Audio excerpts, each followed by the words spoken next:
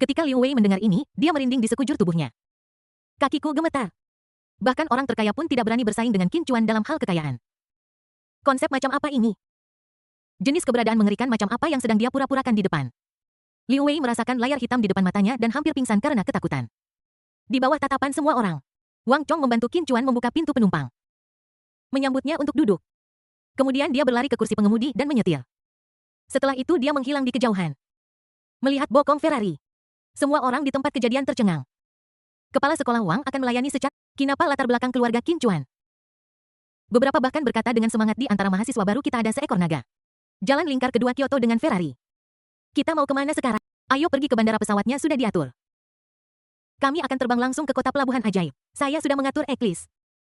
Staf layanan, koki, DJ set, dan tentu saja hehe, semua adik-adik kecil sudah termasuk. Wang Chong berkata dengan seringai.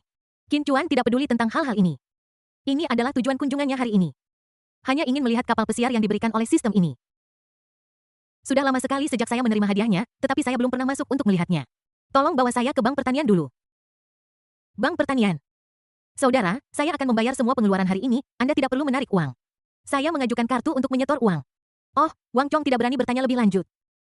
Karena saat itu masih pagi, kemudian dia langsung pergi ke bank pertanian Tiongkok di Financial Street. Keduanya dengan cepat tiba di tujuan mereka. Wang Chong secara khusus mengenakan topi dan kacamata hitam. Hindari menarik terlalu banyak perhatian. Keduanya sudah siap dan berjalan ke bank pertanian. Baru saja memasuki lobi bank pertanian. Manajer lobi melangkah maju dan bertanya. Tuan, urusan apa yang ingin Anda tangani? Ajukan permohonan kartu dan hemat uang.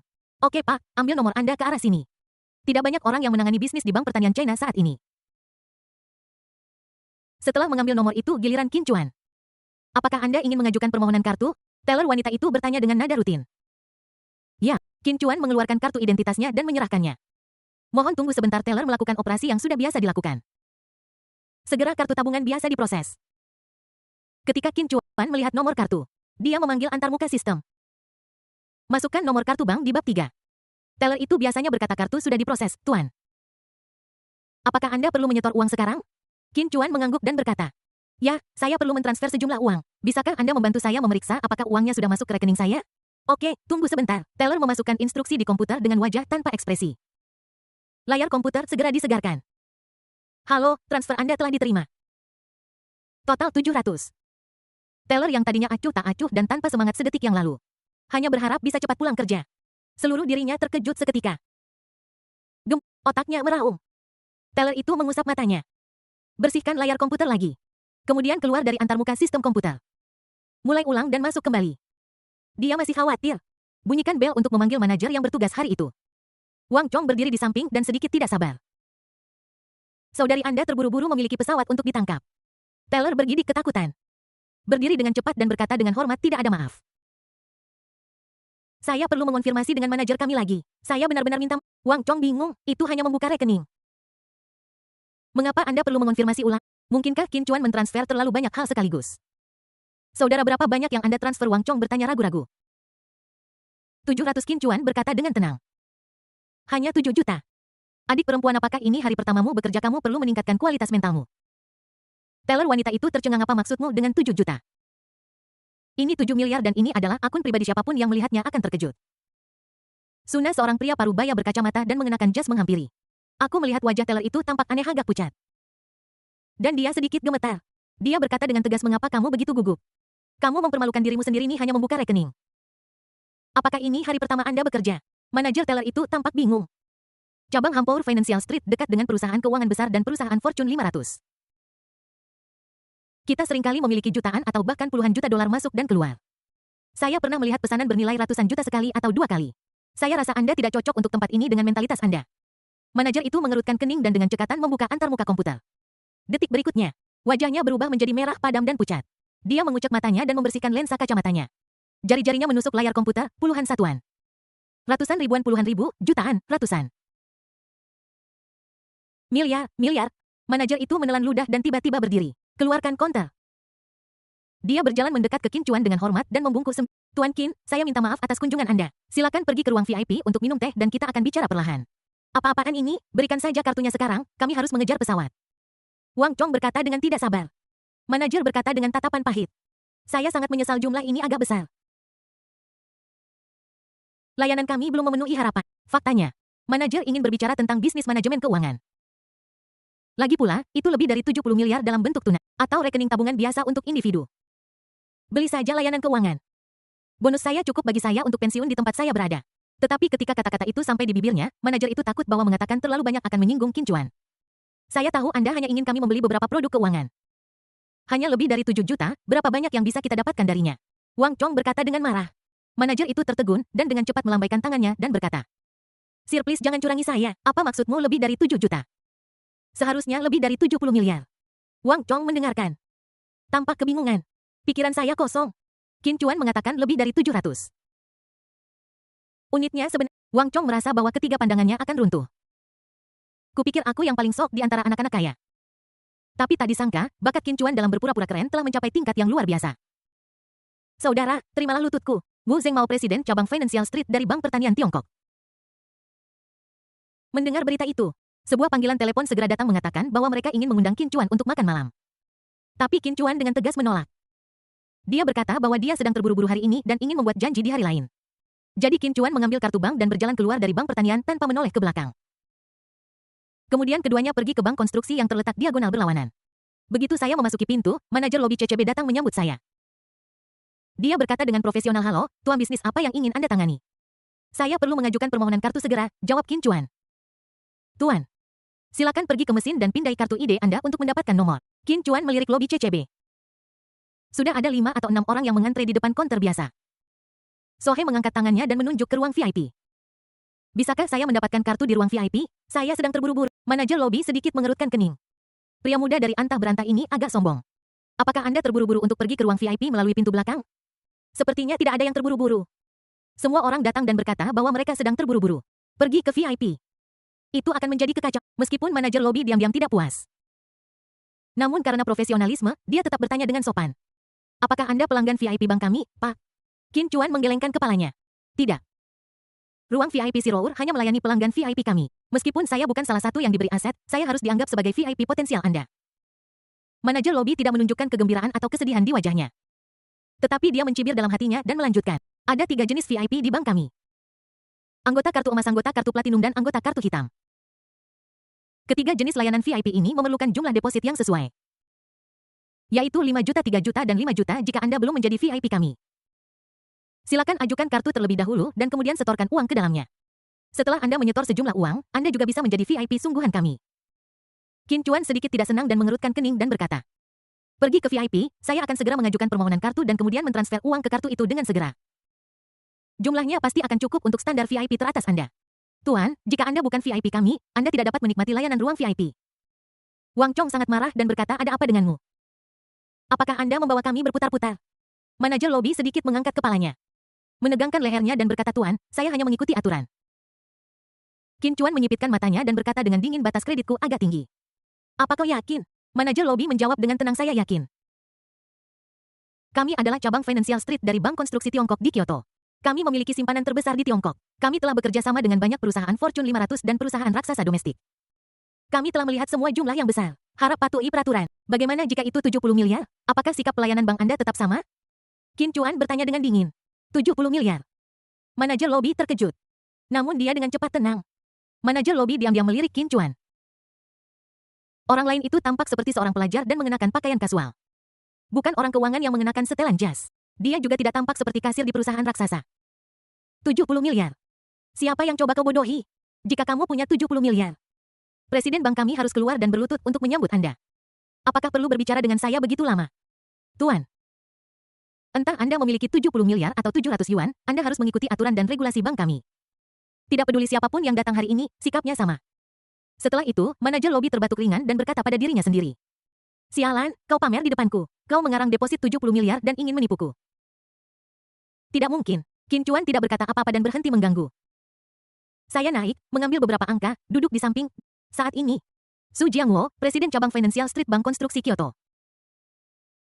Turun dari lantai 2.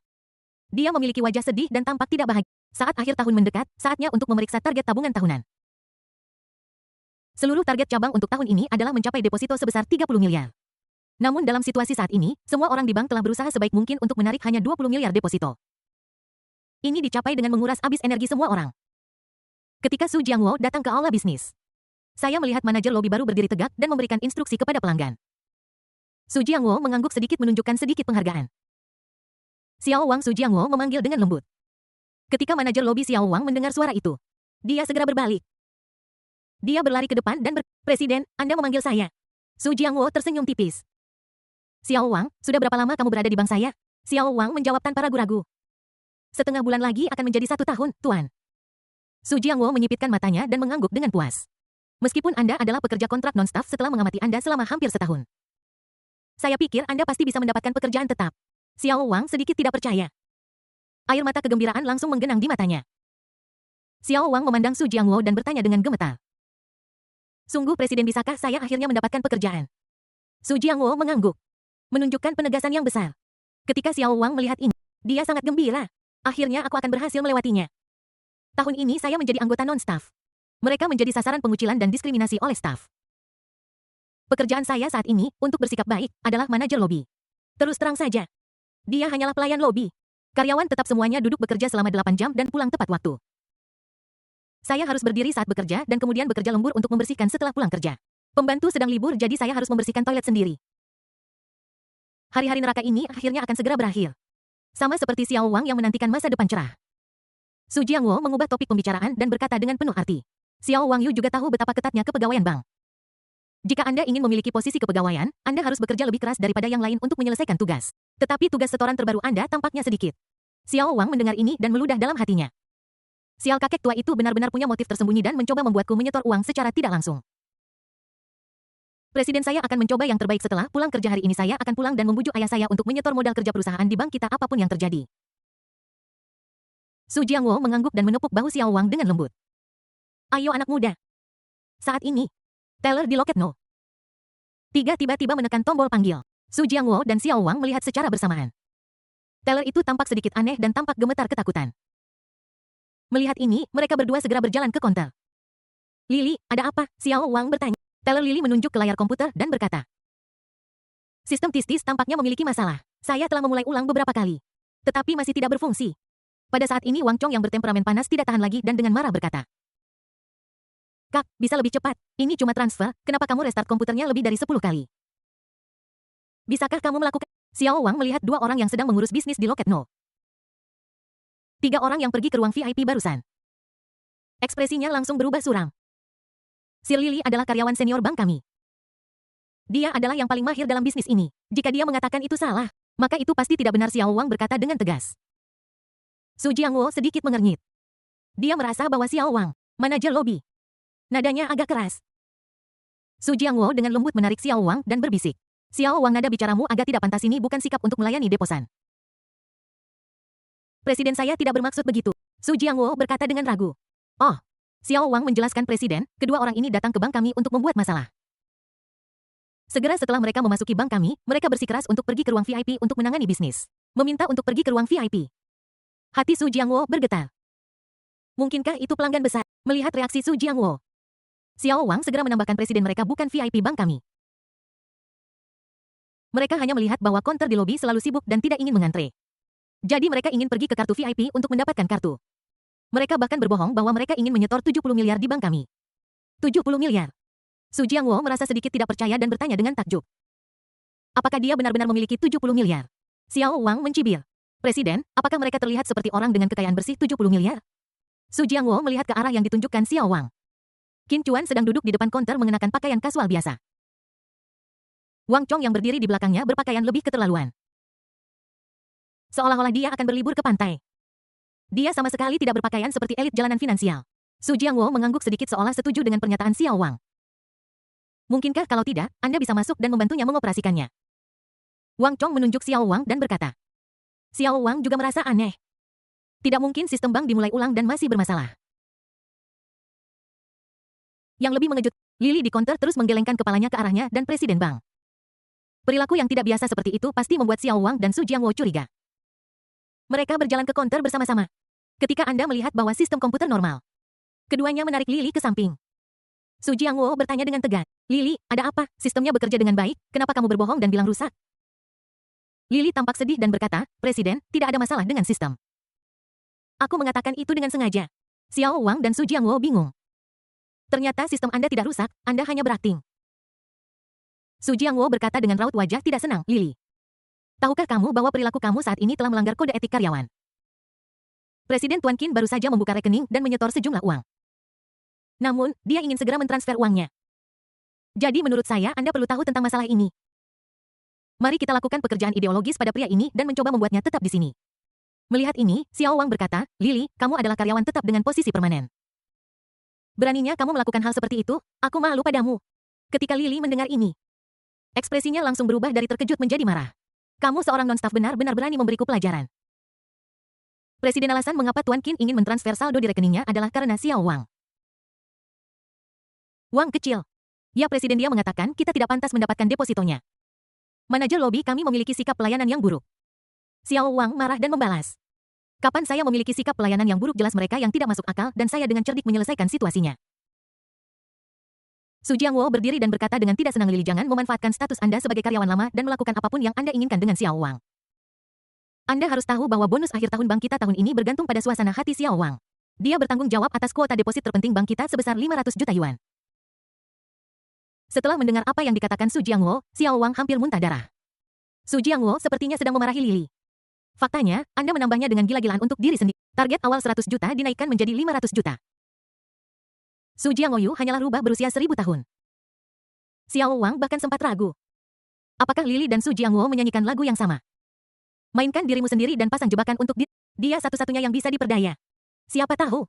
Detik berikutnya, Lily mendengus dan berkata dengan penuh arti. Presiden bonus akhir tahun apa yang masih kamu cari? Anda harus memikirkan bagaimana Anda akan melapor kembali ke kantor pusat pada akhir tahun. Su Jiangwo tercengang. Melapor mengapa saya harus melapor? Aku tidak melakukan kesalahan apapun kepada siapa aku harus. Lily, bagaimana kamu bisa berbicara dengan presiden bank? Kamu harus sadar akan identitasmu. Kamu hanyalah seorang teller biasa. Lily memiringkan kepalanya dan berkata, ngomong-ngomong, tidak ada bonus akhir tahun jadi saya tidak peduli dengan gaji kecil ini. Tapi aku sangat marah karena uang yang awalnya aku dapatkan dirusak oleh pekerja kecil sepertimu. Kamu benar-benar pandai membuat masalah daripada membantuku. Su Jiangwo samar-samar mendengar ada sesuatu yang salah. Dia bertanya, berapa banyak uang yang ingin ditransfer orang itu, Lily? 70 miliar, kata Lily dengan sedih. Berapa banyak? Xiao Wang dan Su Jiangwo tertegun dan bertanya pada saat yang sama. 70 miliar jika kamu tidak percaya padaku, pergilah periksa sistemnya sendiri. Lily mengulangi dengan tegas. Su Jiangwo segera berlari ke komputer di konter. Perhatikan baik-baik baris kecil kata-kata deposit di antarmuka. 1, 10, 100, 1000, 10.000 juta, ratus juta. Miliar 10, miliar 100 miliar. Su Jiangwo menarik napas udara dingin. Ya Tuhan, ini benar-benar 70 miliar. Dia segera mengambil mikrofon dan berkata kepada Qin Chuan di luar konter. Tuan, tolong beri kami kesempatan. Jika Anda tidak puas dengan apapun, kami pasti akan melakukan koreksi. Di luar konter, Qin Chuan berkata dengan tenang, perbaikan adalah urusan Anda. Sekarang saya ingin mentransfer semua saldo di kartu ke rekening ICBC. Kemudian batalkan kartu CCB ini. Qin Chuan mengajukan permohonan kartu baru hanya untuk mendapatkan pembayaran dari sistem. Setelah menerima pembayaran dari sistem Qin Chuan, dia dapat dengan bebas menggunakan dana di rekening tersebut tanpa dibatasi oleh sistem.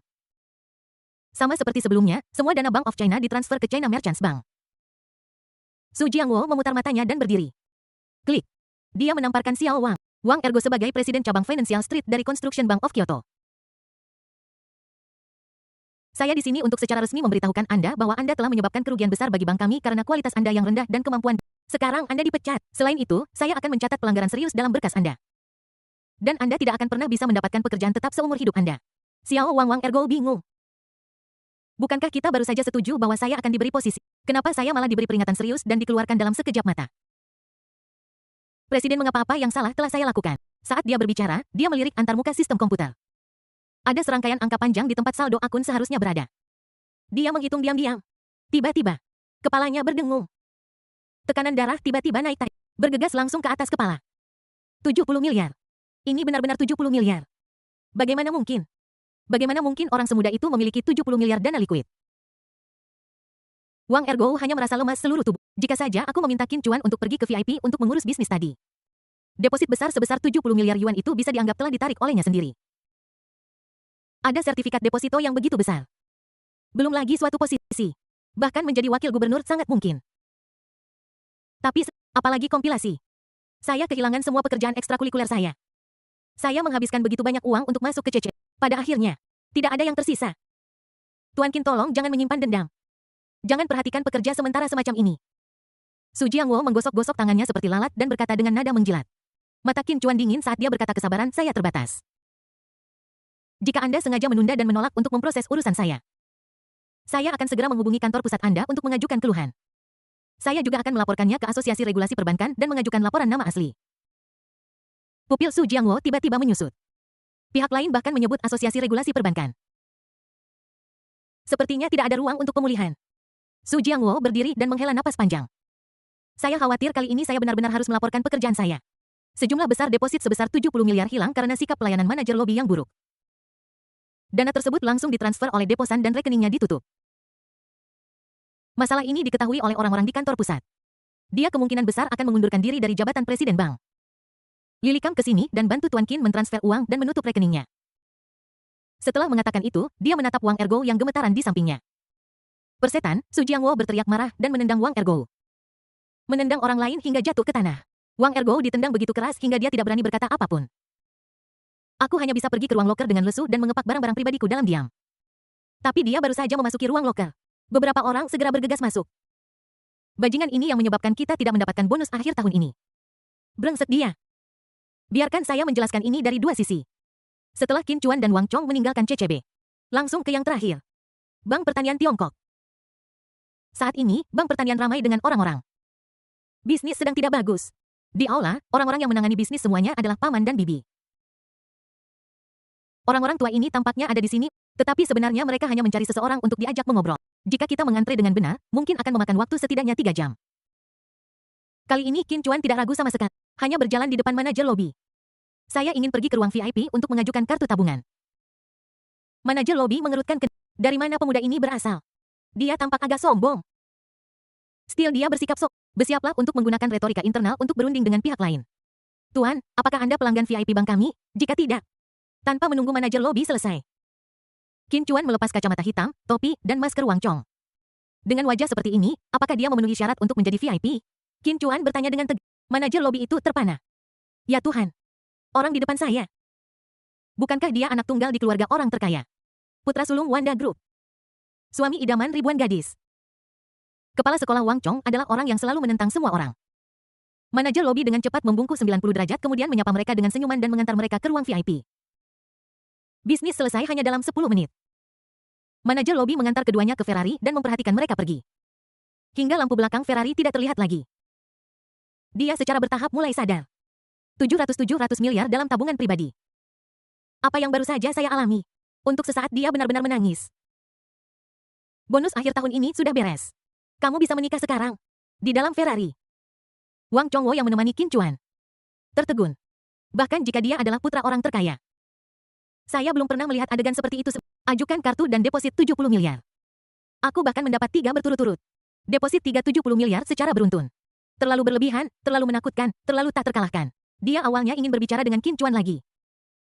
Saling mengenal lebih baik dan menanyakan tentang cara menghasilkan uang melalui investasi. Dapat dilihat bahwa Qin Chuan tertidur begitu dia masuk ke mobil. Jadi saya hanya bisa menyerah. Aku tidak pernah menyangka bahwa Wang Chong harus meminta seseorang untuk membantuku menjadi kaya suatu hari nanti. Selamat kepada penantang. Selesaikan misi sampingan. Tarik dana. Hadiah tugas dapatkan 61 lembar saham grup Sansin. Qin Chuan mengantuk duduk di Ferrari. Saya terbangun oleh sistem tanpa peringatan apapun. Dia sedikit terkejut. Hadiah untuk misi ini sebenarnya adalah 61 lembar saham grup Sansin. Saham dari sebuah grup multinasional. Sansin adalah kelompok perusahaan multinasional terbesar di Korea Selatan. Grup ini mencakup banyak anak perusahaan internasional. Termasuk Sansin Electronic, Sansin Entertainment, Sansin Sedi, Sansin Set, Sansin Motor, Sansin Network, Sansin Fire, Sansin Security, Sansin Commodity, Sansin Heavy Industry, Sansin Engineering, Sansin Aviation, and Sansin Life. Bisnisnya mencakup banyak bidang seperti elektronik, finance, machinery, chemistry. Di antaranya, Sansin Electronics adalah anak perusahaan terbesarnya. Dengan pendapatan menyumbang sekitar 60 dari seluruh grup. Telah terdaftar secara mandiri dan termasuk di antara 500 perusahaan teratas di dunia. Peringkat terbaru adalah 12 dengan nilai pasar 3 triliun yuan Cina. Dapat diperkirakan bahwa total nilai seluruh Sansin Group adalah sekitar 5 triliun yuan Tiongkok. Ada pepatah terkenal di Korea. Ada 3 hal yang tidak dapat ditinggalkan oleh orang Korea dalam hidup mereka. Detases dan Sansin. Tidak apa-apa jika Kim Chuan tidak menghitungnya. Hanya perhitungan kasar. 61% sahamnya bernilai 3 triliun. Anda tahu bahkan keluarga Lee pendiri Sansin Group. Mereka juga hanya memiliki 2% saham grup Sansin. Sisa saham utama lainnya dibagi-bagi oleh sejumlah negara kuat termasuk Amerika Serikat. Namun keluarga Lee hanya mengandalkan 2 saham grup Sansin. Itu telah menjadi chaebol raksasa yang dapat mengambil keputusan di Korea Selatan. Di negara Korea, chaebol raksasa yang diwakili oleh grup Sansin. Di negara ini mereka maha kuasa dan dapat melakukan apapun yang mereka inginkan. Mereka benar-benar berpegang pada prinsip bahwa mereka yang mematuhi saya akan makmur dan mereka yang tidak mematuhi saya akan binasa. Jika Presiden Korea Selatan manapun memiliki pikiran jahat terhadap chaebol, yah, apapun latar belakang Anda, mereka semua akan dikenakan sanksi menyeluruh. Serangan dan pembalasan dari chaebol. Singkirkan presiden saat ini dan bawa yang baru. Bagi para chaebol ini hanyalah permainan rumah-rumahan biasa. Mereka tidak akan melepaskan presiden yang sudah digulingkan. Hampir tidak ada yang bisa lolos dari cengkeraman chaebol. Mereka bukan hanya kaisar di balik layar negara Korea. Dia juga dewa di industri hiburan Korea. Tidak ada selebriti Korea yang berani menentang keinginan chaebol. Hampir semua orang harus tercerahkan oleh kelompok tokoh terkemuka ini terlebih dahulu. Tidak peduli bintang pria atau wanita. Tetapi penderita terburuk adalah bintang wanita. Bagaimana jika mereka bertemu dengan seorang taipan yang tidak? Kalau begitu mereka beruntung, cukup tenggelam sebentar dan lalui saja dengan menutup mata. Namun, saya bertemu dengan beberapa chaebol mesum. Itu akan menjadi mengerikan. Mereka akan diperlakukan tidak manusiawi. Penyiksaan fisik dan psikologis. Beberapa orang tidak tahan dan memilih untuk mengakhiri hidup mereka. Mengenai transaksi gelap di Korea ini, Kim Chuan sama sekali tidak tertarik.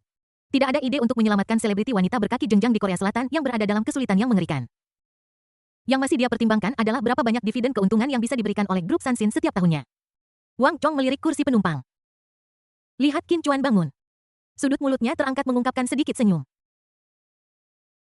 Dia tidak bisa menahan. Kakak, apa yang sedang kamu tertawakan? Kim Chuan tidak menjawab. Dia menyesuaikan posisi duduknya. Asket Kong Yu menyelenggarakan permainan ini hari ini bukan hanya untuk minum dan bersenang-senang. Kan? Jejak rasa malu melintas di wajah Wang Chong. Tetapi dia menutupinya dengan tawa. Apa yang kamu bicarakan? Apa yang bisa terjadi padaku sejak aku menghancurkan Big Chat V dan S Investment kehilangan 1 miliar lagi? Aku tidak mau repot dengannya lagi selama aku tidak repot dengannya. Uang orang tua itu akan cukup untuk menghidupi aku selama beberapa generasi. Kim Chuan mengganggu setiap proyek kewirausahaan Wang Chong bisa dikatakan dimulai dengan tinggi dan berakhir rendah. Pada dasarnya tidak ada seorang pun yang bisa mendapatkan keuntungan. Di satu sisi, ini adalah masalah kemampuan. Di sisi lain, ini juga karena kepribadian Wang Chong. Dia setia dan menghargai hubungan, dan seringkali manajemen di sekitarnya adalah teman-temannya. Ini juga memungkinkan beberapa orang untuk mengambil keuntungan dari situasi tersebut dan memperkaya diri mereka sendiri. Setelah itu, Wang Chong sepertinya memiliki sesuatu dalam pikirannya dan tidak mengatakan apapun lagi. Lalu lintas Kyoto sangat buruk, bahkan jika Anda memiliki Ferrari. Itu juga harus merangkak dengan kecepatan 40 mil per jam. Setelah 2 jam, keduanya akhirnya tiba di bandara. Setelah naik pesawat, kami mendarat di Shanghai 1 jam kemudian. Wang Chong sudah mengatur mobil khusus untuk menjemputnya. Segera mereka tiba di Magic City Metropolitan Yacht Club. Metropolitan Yacht Club adalah klub kapal pesiar terbaik di Shanghai dan bahkan di seluruh negeri. Biaya keanggotaannya saja setinggi 1 juta. Klub Yacht Metropolitan memiliki marina pribadi sendiri di Shanghai dan South Island. Anggota klub dapat memarkir yacht mereka di dermaga di kedua lokasi sesuka hati. Klub juga menyediakan semua perlengkapan pemeliharaan, upgrade dekorasi dan personel layanan untuk yacht. Selama uangnya ada, layanan dapat dikatakan sangat teliti. Kim Chuan berjalan di dermaga eksklusif. Sekilas, ada 50 atau 60 kapal pesiar dengan berbagai ukuran yang diparkir di laut. Kapal pesiar dari berbagai ukuran dan merek dapat dilihat di sini. Namun, eklis milik Kim Chuan paling menonjol di antara semua kapal pesiar. Klub kapal pesiar Metropolitan telah menyisihkan area khusus untuknya. Layanan docking eksklusif disediakan untuknya. Berjalan di atas kapal pesiar eklis. Panjangnya sekitar 167 meter 215 meter lebar dan memiliki berat benaman 13,000 ton. Dibandingkan dengan yacht lain, ini adalah eksistensi tingkat sebagai yacht eksklusif untuk para miliarder top dunia. Keamanan dan kerahasiaan eklis sangat ketat. Berdiri di pintu masuk yacht, Kim Chuan tidak bisa menahan diri untuk tidak melihat yacht itu beberapa kali. Wang Chong melihat mata Kim Chuan dan sepertinya mengerti sesuatu. Dia berkata langsung, kakak jangan khawatir, eklis memiliki 9 dek total, saya hanya akan menggunakan 6 dek bawah. Geladak atas adalah kabin pribadi dan rahasia eksklusif Anda. Saya tidak pernah membiarkan siapapun memasukinya. Kim Chuan mengangguk. Meskipun Wang Chong sedikit bergaya, namun dalam hal hubungan antar manusia tertentu, dia masih menanganinya dengan sangat baik. Keduanya naik kapal pesiar bersama. Dan Wang Chong pertama pergi untuk memeriksa tata letak pesta. Qin Chuan sendirian dengan hati-hati memeriksa kapal pesiar super mewah yang menjadi miliknya ini. Dia melihat dengan sangat hati-hati tanpa melewatkan satu area pun dari ruang mesin hingga ruang mesin di bagian bawah. Selanjutnya adalah lapisan kedua. Ini adalah kabin tempat kapal selam kelas sipil diparkir. Ruangan yang berdekatan dengan kabin ini adalah disko kecil tempat orang-orang dapat bernyanyi dan menari. Qin Chuan kemudian naik ke lantai 3 dan 4. Ini adalah ruang fungsional termasuk ruang tunggu staf. Dapur restoran Del. Naik lebih jauh ke lantai 5. Ini adalah area utama untuk pesta. Ini juga merupakan lapisan Ini memiliki ruang penerimaan, koridor pemandangan laut, taman kecil, helipad, restoran, kolam renang, dan fasilitas lainnya. Yang setara dengan konfigurasi villa super. Ketika Qin Chuan melihat lapisan ini, langit berangsur-angsur menjadi gelap. Para pelayan di lantai ini mulai sibuk. Mereka berpakaian formal, memegang berbagai makanan dan minuman di tangan mereka. Terus kirimkan ke haluan. Pada saat ini, Eklis juga mulai bergerak. Qin Chuan mengikuti kerumunan dan menuju pesta. Wang Chong membangun panggung di atas kayu lapis besar. Lampu di panggung sangat menyilaukan. Musik dansa DJ yang dinamis keluar melalui speaker. Setiap ketukan drum menyentuh hati orang-orang. Para tamu yang diundang ke pesta semuanya bersemangat. Di depan panggung terdapat kolam renang air hangat Eklis. Ada alat penyemprot gelembung di sekeliling kolam renang. Hampir setiap gadis di tempat kejadian mengenakan bikini seksi. Entah bermain-main di kolam renang atau melakukan gaya punggung di air. Setiap gerakan yang mereka buat memancarkan pesona yang memikat. Godaan yang tampaknya tidak disengaja itu semuanya dirancang dengan cermat. Hanya untuk diperhatikan oleh para pria bangsawan di geladak. Hanya perhitungan kasar. Ada sekitar 18 gadis di tempat kejadian. Hanya ada 6 tamu pria. Termasuk Qin Chuan. Rasio pria terhadap wanita setinggi 1:3. Dapat dikatakan sebagai pesta yang sangat mewah. Qin Chuan tidak tertarik dengan pesta yang penuh dengan anggur dan wanita. Dia terus berjalan kembali. Lihat desain lapisan atas. Jalan menuju lantai 6 diblokir oleh pintu anti peluru yang berat. Tidak ada lubang kunci di sana, hanya area verifikasi sidik jari telapak tangan. Qin Chuan meletakkan tangannya di atasnya dan mesin mulai berjalan secara otomatis. Segera, layar kecil di sebelah pintu menampilkan pesan verifikasi berhasil. Qin Chuan diam-diam meludah, ternyata Wang Chong tidak mau naik. Tetapi dia tidak bisa naik. Seluruh Eklis sebenarnya dapat dilihat sebagai villa di laut. Lantai pertama hingga kelima adalah area hubungan masyarakat villa. Digunakan untuk menjamu tamu. 3 lantai teratas adalah ruang pribadi khusus untuk pemiliknya. Terdapat satu set lengkap fasilitas kantor dan tempat tinggal mandiri di sini. Kamar tidur, ruang belajar, kamar audio visual, ruang sauna, dan sebagainya. Semua fungsi dari 5 lapisan bawah dicocokkan dalam 3 lapisan atas. Ini sepenuhnya memisahkan kehidupan pemilik kapal pesiar dan kru di dalamnya. Memberikan pemilik kapal pesiar perlindungan privasi menyeluruh. Qin Chuan datang ke kamar tidur utama. Luasnya sekitar 300 meter persegi. Di depan tempat tidur berukuran 3 kali 3 meter terdapat jendela panorama melengkung dari lantai hingga langit-langit yang sangat besar. Qin Chuan berdiri di depan jendela dari lantai ke langit-langit melengkung 270 derajat dan melihat kegelapan tak berujung ada di depan mataku. Tidak banyak angin dan ombak di laut hari ini. Eklis sangat stabil sepanjang perjalanannya. Tiba-tiba Qin Chuan menemukan bahwa kekuatan seni bela diri di tubuhnya mengeluarkan peringatan. Dia melihat ke arah peringatan itu. Aku melihat permukaan laut hitam pekat 100 meter dari Eklis. Ada lampu minyak redup. Sebenarnya ada seseorang yang duduk di bawah lampu minyak. Pria itu memiliki punggung bungkuk dan tampak seperti pria tua. Dia sedang duduk di perahu kayu tua. Di tangannya dia memegang tongkat yang terbuat dari bambu tipis. Memancing dengan tenang. 1 perahu, 1 lentera, 1 orang, dan 1 pancing. Terdampar di laut luas yang gelap gulita dan Anda tidak dapat melihat tangan Anda di depan Anda. Bergoyang bersama ombak. Anda tahu tempat ini hampir 200 mil laut jauhnya dari pelabuhan. Jika dia orang biasa, dia pasti sudah ketakutan setengah mati dengan suasana ini. Tetapi Qin Chuan menemukan bahwa ada orang di perahu kayu itu. Napasnya teratur, ekspresinya tenang, dan tidak ada sedikit pun rasa takut di hatinya. Tepat ketika dia hendak maju dan melihat lagi. Namun kemudian saya mendengar pintu anti peluru menuju lantai 6 ditendang dengan keras. Pintu anti peluru kayu lapis 5 lapis Eklis. Seorang pria memiliki wajah memerah dan berdiri dengan goyah. Jelas sekali dia mabuk. Dia memeluk seorang gadis dengan lengan kirinya. Memeluk gadis lain dengan tangan kanannya. Dia menendang pintu anti peluru dengan marah. Pelayan, pelayan, pelayan. Pria itu berteriak dengan keras. Seorang pengawal bersetelan jas mendengar suara itu. Datang menghampiri dengan segera. Orang yang membuat kebisingan itu ternyata adalah tamu malam ini. Seng Xiaohui. Dia dengan cepat membungkuk dan berkata, Tuan Seng. Apa yang ingin kau suruh aku lakukan? Seng Xiaohui menunjuk ke pintu sidik jari dan berkata. Youyu membukakan pintu untukku, aku ingin naik dan bersenang-senang. Pengawal itu tampak malu dan berkata, Tuan Seng. Saya tidak punya wewenang untuk membuka pintu ini. Setelah mendengar ini, Seng Xiaohui menendangnya. Seorang pria kuat yang tingginya lebih dari 1. Tingginya 9 meter dan beratnya lebih dari.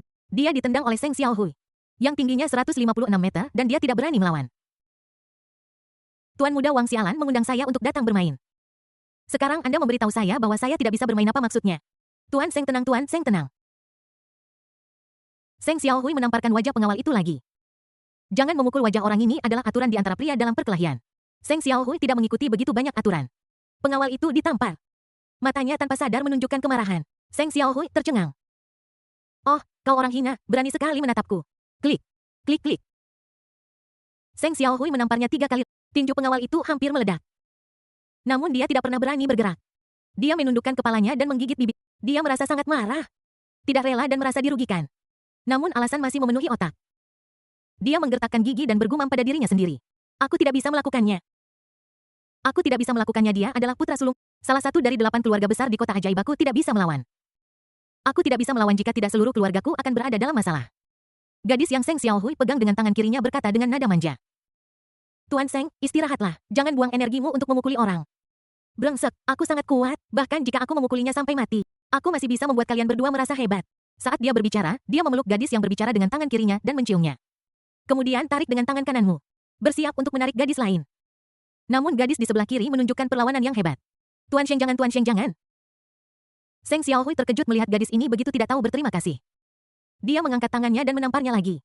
Tamparan itu langsung membuat sudut mulut gadis itu terluka. Brengsek dasar, aku membawamu ke atas karena aku sangat menghargaimu. Dan kamu masih berlagak tidak bersalah di depanku. Gadis di sebelah Seng Xiaohui juga menimpali.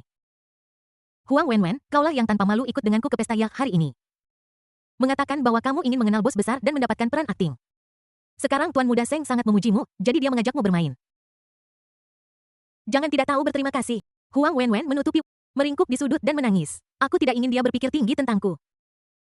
Saya sama sekali. Song Yingying tersenyum, kamu pasti sakit jiwa. Kami pergi berlayar dengan kapal pesiar untuk kesenangan dan kegembiraan, apa menurutmu ini kencan buta? Kita harus saling jatuh cinta. Seng Xiaohui meludah. Kamu tidak ingin menjual tubuhmu, tetapi kamu menginginkan sebuah peran. Apa kau pikir semua orang di lingkaran ini menjalankan amal? Kau menginginkan sesuatu sebagai imbalan tanpa memberi apapun. Song Yingying memutar tubuhnya dan berjalan menghampiri Huang Wenwen. Dan berkata, saya menyarankan Anda untuk bersikap masuk akal dan melayani Tuan Muda Seng. Dia adalah Tuan Muda dari keluarga Seng, salah satu dari 8 keluarga besar di Shanghai. Keluarga Seng mengendalikan sebagian besar industri hiburan. Jika mereka menghentakkan kaki, seluruh industri akan gemetar. Jika Anda menyinggung perasaannya hari ini, Anda tidak akan pernah bisa membuat film seumur hidup. Di sisi lain, jika Anda melayani Tuan Muda Seng dengan baik, kamu secara alami akan memiliki banyak tawaran film. Aku membawamu ke sini karena kita adalah teman sekamar yang baik. Jangan mengecewakanku. Huang Wenwen mengangkat matanya dan melotot ke arah Song Yingying. Aku tidak menginginkannya, aku. Song Yingying mendengus dingin. Masih dengan senyum menawan di wajahnya. Kamu harus menerimanya bahkan jika kamu tidak Apakah kamu ingin aku berurusan dengan Seng Xiaohui yang kecil, cepat, dan mesum ini sendirian? Seng Xiaohui berjongkok dan menatap Huang Wenwen. Yang memiliki kulit cerah, kaki jenjang, dan payudara ukuran 84. Meskipun Huang Wenwen bukan seorang yang cantik, namun dia memancarkan aroma yang menawan setiap saat. Perasaan ini tidak disengaja, tetapi datang secara alami, kebalikan dari murni dan indah. Ini adalah jenis ketertarikan fatal yang membuat darah orang mendidih dan gelisah. Dia tidak bisa menahan diri untuk tidak bergidik dan mengulurkan tangannya untuk menyeka darah dari mulut orang lain. Nama Anda Wenwen, kan? Selama Anda patuh. Seng Xiaohui akan menjamin bahwa Anda akan menjadi tokoh utama drama fantasi berikutnya dari grup Seng Shi kami. Kami telah menginvestasikan 100 juta dalam drama ini dan kami menjamin bahwa Anda akan menjadi hit. Dengan operasi kami, Anda dapat menjadi aktris top di Tiongkok dalam hitungan menit. Saat dia berbicara, Seng Xiaohui mengulurkan tangannya ke arah Huang Wenwen. Bersiaplah untuk menjelajahi kedua puncak itu. Huang Wenwen dengan cepat menggerakkan tubuhnya dan menyilangkan tangannya di depan dadanya. Jaga tubuhmu baik-baik. Dia ingin menjadi terkenal dan juga memahami aturan tak terucap dari lingkaran ini. Saya naik kapal pesiar Eklis hari ini untuk menjatuhkan diri ke pelukan seseorang. Tapi yang menarik perhatiannya bukanlah Seng Xiaohui yang sangat malang di depannya. Tapi itu orang lain. Hari itu ketika Song Yingying menerima surat undangan. Huang Wenwen melihat sekilas nama Qin Chuan di sana. Dia juga ingat detail Wang Chong yang mengundang Qin Chuan ke pesta kapal pesiar di villa hari itu. Jadi Huang Wenwen memohon pada Song Yingying untuk membawanya ke kapal pesiar. Malam itu, aku menawarkan diri di tengah malam, tetapi tidak berhasil. Untuk waktu yang lama setelah itu, Qin Chuan tidak pernah mencarinya lagi. Huang Wenwen sadar diri. Tidak ada kekurangan wanita di sekitar orang kaya. Dia tidak peduli dengan status, dia hanya peduli memiliki pendukung yang kuat. Tentu saja pendukung ini setidaknya harus memiliki temperamen dan penampilan yang layak. Lupakan orang-orang seperti Seng Xiaohui. Aku tidak mau. Huang Wenwen berkata dengan malu-malu lagi. Seng Xiaohui sangat marah. Brengsek, kau tidak tahu malu? Apa kau pikir aku harus memberimu perlakuan khusus hanya karena kau punya payudara besar? Persetan. Setelah mengatakan itu, Seng Xiaohui mengangkat tangannya dan menamparnya 2 kali lagi. Huang Wenwen pingsan. Melihat ini, pengawal di sampingnya hendak berbicara untuk menghentikannya. Namun Seng Xiaohui memelototinya kembali. Kamu keparat. Bukakan pintu untukku, aku sange dan haus sekarang. Tuan Seng, saya benar-benar tidak punya wewenang. Jika Anda tidak memiliki izin, congkel saja pintunya untukku. Ini. Seng Xiaohui mengangkat kaki pendeknya lagi dan menendang pengawal itu. Sialan, kau tidak mengerti apa yang kukatakan, kan? Itu hanya kerusakan pada pintu, berani kau membukanya untukku. Paling buruk, aku hanya akan membayar Wang Chong 1 ketika aku turun dari kapal. Pengawal itu berada dalam dilema. Di satu sisi, Wang Chong berulang kali memperingatkan orang-orang untuk tidak menyentuh pintu. Di sisi lain, Tuan Seng yang sesat ini terus memaksa dirinya untuk membuka pintu. Seng Xiaohui semakin mabuk dan melihat bahwa pengawal itu enggan untuk mengambil tindakan. Dia mengambil kapak keselamatan di koridor dan mulai membanting pintu. Kapak itu mengenai pintu anti peluru dan menimbulkan suara keras. Menarik perhatian lebih banyak orang. Di dek, orang-orang yang sedang menari semua melihat ke sini. Tiba-tiba, pintu anti peluru berbunyi bip 2 kali. Mendesis. Perangkat tekanan udara dan pintu anti peluru perlahan terbuka dari dalam keluar. Setelah memotong dengan kapak 18 kali, dia melihat bahwa itu akhirnya berdampak. Seng Xiaohui sangat gembira dan meludah. Sial, pintu ini benar-benar keras. Namun detik berikutnya, dia tertegun. Sesosok tubuh muncul di balik pintu anti peluru yang terbuka. Pengawal itu juga tercengang. Bagaimana mungkin ada orang yang bisa naik ke lantai 5? Brengsek, siapa kamu? Seng Xiaohui bertanya dengan ragu. Qin Chuan melihat Seng Xiaohui memegang kapak di tangannya. Pintu anti peluru itu sudah penuh dengan beberapa goresan. Dia tampak sangat jelek. Qin Chuan maju selangkah. Menatap Seng Xiaohui dan bertanya apakah kamu yang menggedor pintu. Hal yang paling dibenci Seng Xiaohui dalam hidupnya adalah direndahkan. Ada sesuatu yang tersentuh di hatinya. Tiba-tiba dia marah dan berkata, akulah yang mendobrak pintu, mengapa itu tidak boleh? Tahukah kamu akibat dari mendobrak pintu? Sial, ini hanya pintu yang rusak, konsekuensi apa yang akan ada? Aku akan menghancurkan kapal pesiar ini menjadi berkeping-keping. Siapa kamu hingga berbicara padaku seperti itu? Seng Xiaohui berbicara dengan momentum yang besar. Ini adalah kepercayaan diri yang diberikan kepadanya oleh Fondasi 8 Keluarga Besar Shanghai. Di area Shanghai, 8 keluarga besar adalah langit dan jalan kerajaan. Qin Chuan merebut kapak dengan kecepatan kilat dan melemparkannya dengan santai. Kapak itu tertarik oleh magnet dan tergantung kembali dengan kuat di kotak pemadam kebakaran. Yang lain tidak peduli. Pengawal itu terpana di tempat. Operasi iblis macam apa ini? Kemudian dia menamparnya, memukul Seng Xiaohui. Dia menjatuhkan semua gigi deretan kiri lawan sekaligus. Seng Xiaohui bingung. Pengawal itu bingung. Song Yingning juga tertegun, dia sangat ketakutan sehingga dia menari dengan gembira dan melarikan diri dengan panik. Mengatakan seseorang memukuli saya Setelah teriakan ini penyiar menghentikan musik. Semua tamu di lantai dansa di luar terkejut. Dua anak laki-laki datang berlari lebih dulu. Melihat kondisi Seng Xiaohui yang menyedihkan. Dia menarik napas. Dia dengan cepat melangkah maju dan berkata, Mi Seng, ada apa denganmu? Seng Xiaohui menutupi mulutnya yang ompong dan tergagap. Master Mei, Master Diao, saya dipukuli, Anda harus menjaganya untuk saya. Pada saat ini Wang Wenwen terbangun dari komanya. Dalam keadaan linglung, dia merasakan sosok yang familiar muncul di depannya. Qin Chuan. Huang Wenwen berkata dengan lemah. Telinga Qin Chuan berkedut, dan dia menoleh untuk melihat Huang Wenwen yang tergeletak di tanah dengan wajah memal. Dia membungkuk dan bertanya kepada Huang Wenwen, apa yang terjadi padamu? Huang Wenwen tertawa terbahak-bahak dan menutupi wajahnya karena malu. Benarkah, ini benar-benar kamu melihatku seperti ini? Ini aku. Yes, kamu baik-baik saja, apakah kamu masih ingat kamu bilang kamu akan menjadi tempat perlindunganku yang... Tetapi sudah lama sekali dan kamu tidak datang menemuiku. Aku mendengar narasi lemah Huang Wenwen. Qin Chuan merasa sedikit malu. Dia pernah berjanji untuk memberikan perlindungan kepada Huang Wenwen. Tapi kemudian, sibuklah. Lupakan saja. Melihat Huang Wenwen yang dipukuli habis-habisan. Kemarahan Qin Chuan meningkat lagi. Dia melepas jaketnya dan memakaikannya pada Huang Wenwen. Siapa yang memukulinya seperti ini? Tanya Qin Chuan dengan marah.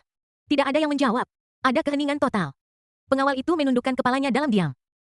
Tetapi jari telunjuk tangan kirinya diam-diam menunjuk ke arah Seng Xiaohui. Seng Xiaohui ketakutan, dia mendorong Mei dan Diao Ersao maju dan duduk mundur 2 langkah.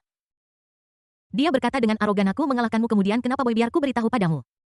Kamu dalam masalah besar hari ini. Qin Chuan melangkah maju dan berjalan menuju Seng Xiaohui. Master Mei menyipitkan matanya sedikit percaya diri dan anggun. Dia berjalan maju dan menghentikan Qin Chuan dengan satu tangan. Saudara, ini hari pertamamu di lingkaran, kan? Apakah kamu tahu keberadaan seperti apa yang telah kamu sakiti? Jepret.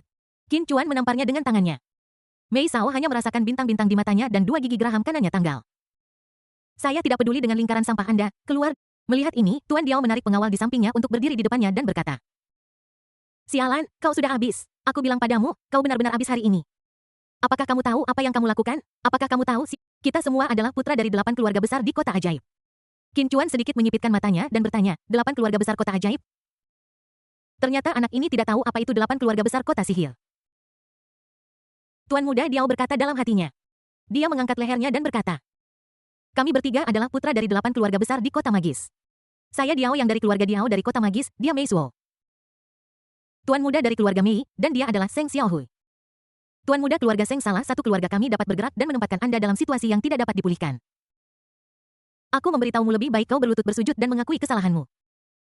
Dan bayar kami 100 juta jika tidak murka dari 8 keluarga besar kami di kota ajaib adalah sesuatu yang tidak dapat ditanggung oleh keluarga kecil seperti Anda. Apa saja 8 keluarga agung kota ajaib?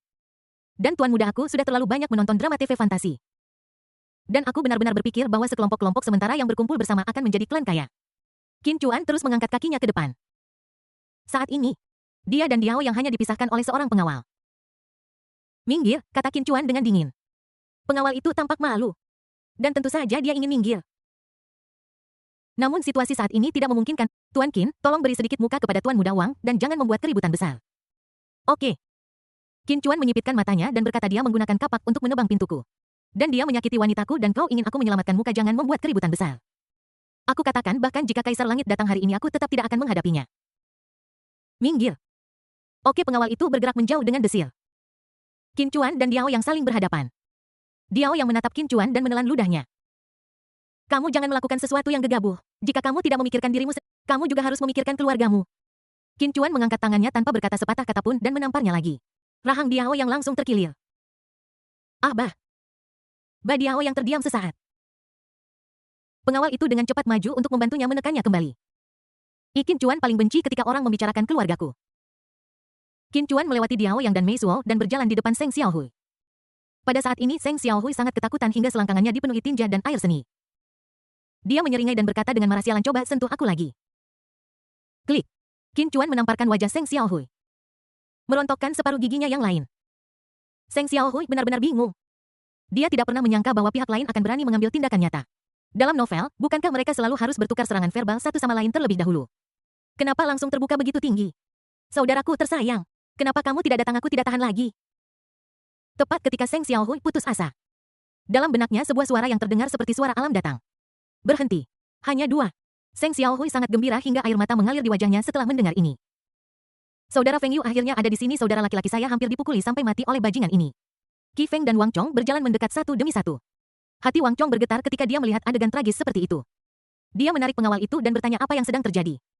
Ketika Qi Feng melihat wajah Seng Xiaohui berlumuran darah. Dia hendak membantunya. Begitu aku selangkah lebih dekat. Saya mencium bau tinja dan urin yang sangat menyengat. Dia menghentikan gerakannya, berdiri diam, dan bertanya kepada Guru Wang. Mengapa pesta hari ini masih perjamuan Hongmen? Wang Chong merasa malu dan berkata. Saudara Feng ini semua salah paham. Setelah mengatakan itu dia berjalan mendekat ke Qin Chuan. Dia berbisik, saudara, apa yang kamu lakukan? Qin Chuan menatap Wang Chong dengan dingin. Mereka menghancurkan perahuku dan memukuli orang-orangku. Apa salahnya aku menghukum mereka? Saudara, mereka adalah tuan muda dari 8 keluarga besar di kota ajaib. Aku tidak mengerti apa itu 8 keluarga besar kota ajaib. Wang Chong menyela Qin Chuan dan berkata, saudara. Kamu tidak mengerti tetapi aku mengerti, serahkan masalah ini padaku. Aku akan menanganinya, saudara, tolong beri adikmu sedikit muka. Setelah mengatakan itu Wang Chong berjalan menghampiri Qi Feng. Saudara Feng ini semua hanyalah kesalahpahaman. Qi Feng menatap Wang Chong dengan tatapan dingin. Kesalahpahaman. Xiao Seng mabuk, dia menggunakan kapak untuk dan memukuli gadis itu sebabnya saudara laki-laki saya bertindak. Dia memiliki temperamen yang buruk dan kami tidak saling mengenal sampai kami berkelahi. Saat dia berbicara, Wang Chong membawa sebotol whisky.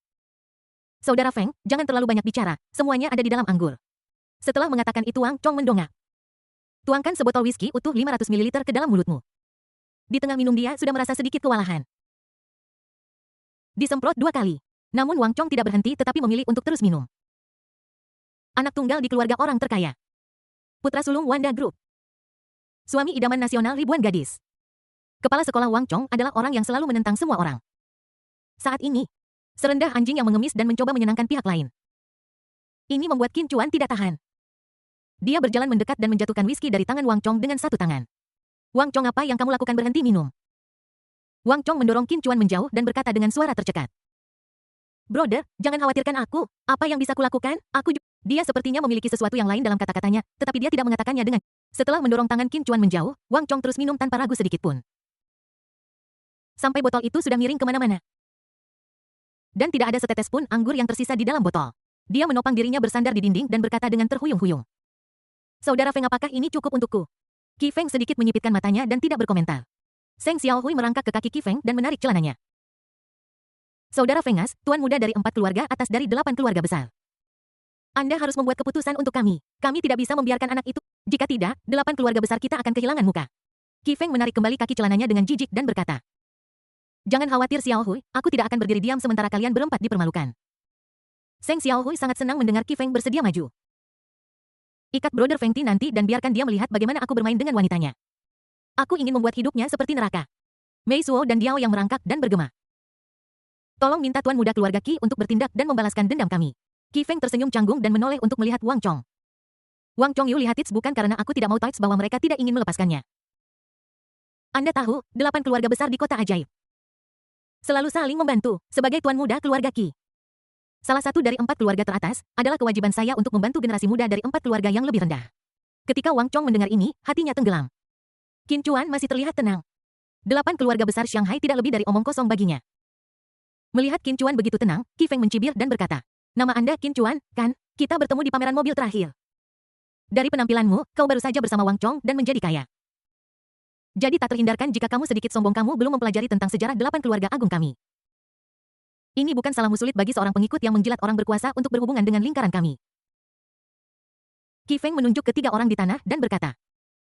Orang-orang yang Anda sakiti hari ini berasal dari 8 keluarga besar kota sihir. Mereka adalah keluarga di balik layar yang dengan kuat mengendalikan garis hidup kota sihir. Kami mengendalikan urat nadi setiap industri di kota sihir. Keluarga Seng memiliki hak untuk berbicara di separuh industri hiburan. Keluarga Mei memiliki separuh gedung perkantoran kelas atas di kota ajaib. Keluarga Diao mengendalikan 90 industri penghijauan di kota ajaib. Dan keluarga Qi saya adalah eksistensi yang tidak dapat Anda bayangkan. 8 keluarga hebat diakui sebagai keluarga kaya dan bergengsi di lingkaran kota ajaib. Setiap rumah tangga memegang garis hidup industri tertentu. Dia adalah tokoh terkemuka di setiap industri. Dengan identitas ini, kemanapun Anda pergi. 3 kata 8 guru agung masing-masing mewakili simbol kartu. Ketika Seng Mei dan Diao mendengar perkenalan keluarga mereka. Mereka tidak bisa menahan diri untuk membusungkan dada. Bahkan jika pendukungmu adalah keluarga Wang yang perkasa, kamu tetap harus tunduk di depan kami 8 keluarga. Jika itu naga, ia harus menggulung diri ketika datang ke kota ajaib dan melihat kami 8 keluarga. Jika itu harimau, ia harus berbaring. Setelah mengatakan itu, Qi Feng menatap Qin Chuan lagi. Aku ingin melihat ketakutan dan keputusasaan di matanya. Tapi yang tidak dia duga adalah tidak ada jejak ketakutan di mata Qin Chuan. Sebaliknya, sepertinya ada sedikit kegembiraan. Brengsek, apa yang terjadi? Apa orang ini tidak mengerti bahasa Mandarin? Dia sama sekali tidak terlihat takut. Di sisi Qin Chuan. Ketika dia mendengar perkenalan diri Qi Feng. Tiba-tiba aku merasa bersemangat. 8 keluarga besar kota sihir keluarga di balik layar yang mengendalikan kota sihir. Mereka tidak terdengar seperti orang baik jika aku bisa mendapatkan pengalaman dan naik level dengan mengalahkan. Aku akan pergi dan menghabisimu akhir pekan ini. Qin Chuan mengerahkan mata emasnya dan memindai 8 anggota keluarga di depannya.